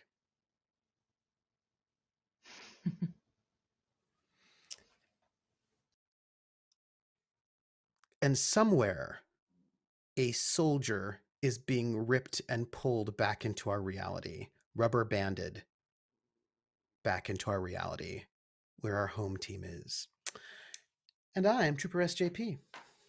And I am so happy to be here. And thank you so much for sticking with us. This was the end of this particular timeline situation. They've got some other things to happen as Renee arrives in Sierra Leone in 2020, and it is not that nice. And you can find me at Trooper SJP on Twitch. Today is Saturday. You can find me tomorrow at 11 a.m. Eastern at my channel, where I'll be doing some Divinity Original Sin with Little Red Dot. You can find me at 5 p.m. at Kobold Press for Into the Southlands, and then at 8 p.m. at Praxagora the Smophoria for Romance of the Blue Rose. At 7 p.m. on Friday Eastern on my channel, you can see me GMing Fate of Cthulhu. No, Fate... City of Light and Shadow, a Fate French Resistance campaign. And you can find me at Academic Foxhole on Twitter. And I just want to sort of give love to the amazingness of this cast. This cast is brilliant because I will just tell you, side note, I did not tell Other Doc that I would be giving him epic fanfare music for the voiceover. He just did that. It was great. It was a surprise. Each one of the cast members, I just throw these surprise things at, and they yes and me and do. And they not only yes and me, they one up me with something even better and more amazing than I could even imagine. And it is just a joy to GM people who are just there with us, committed, who tell me things behind the scenes and then show up on screen. And I just want to say thank you. And I want to say especially thank you to Lydia, who is doing just the most amazing work doing tech. And I want to thank you all, audience, for being here as we finish this up. And you all are the best. Until then, take care of yourself. I believe we might, I don't know if we're raiding or not, but if we are going to raid, I will find out in a moment. But I will say, we are going to raid. So I would like you all, if you would do me a favor, give some love to the people that we are raiding in about seconds. And before we do our raid, I want to say thank you for watching. Thank you. If you're watching on YouTube, thank you for watching. Comment, like, subscribe. If you are here, tell your friends about the show. And thank you for everyone who donated. Thank you everyone who has been here, who's retweeted. And we're going to be rating Penny for a Tale for Pathfinder. Give them some love. And until then, have you seen the yellow sign? Have you? Until next week, when I think we're going to Sierra Leone. These are the tales we weave. Tales of magic. Tales of mystery. Tales exploring the beyond. And while we continue to grow, even more adventures await. In the depths of the unknown, join us in the telling?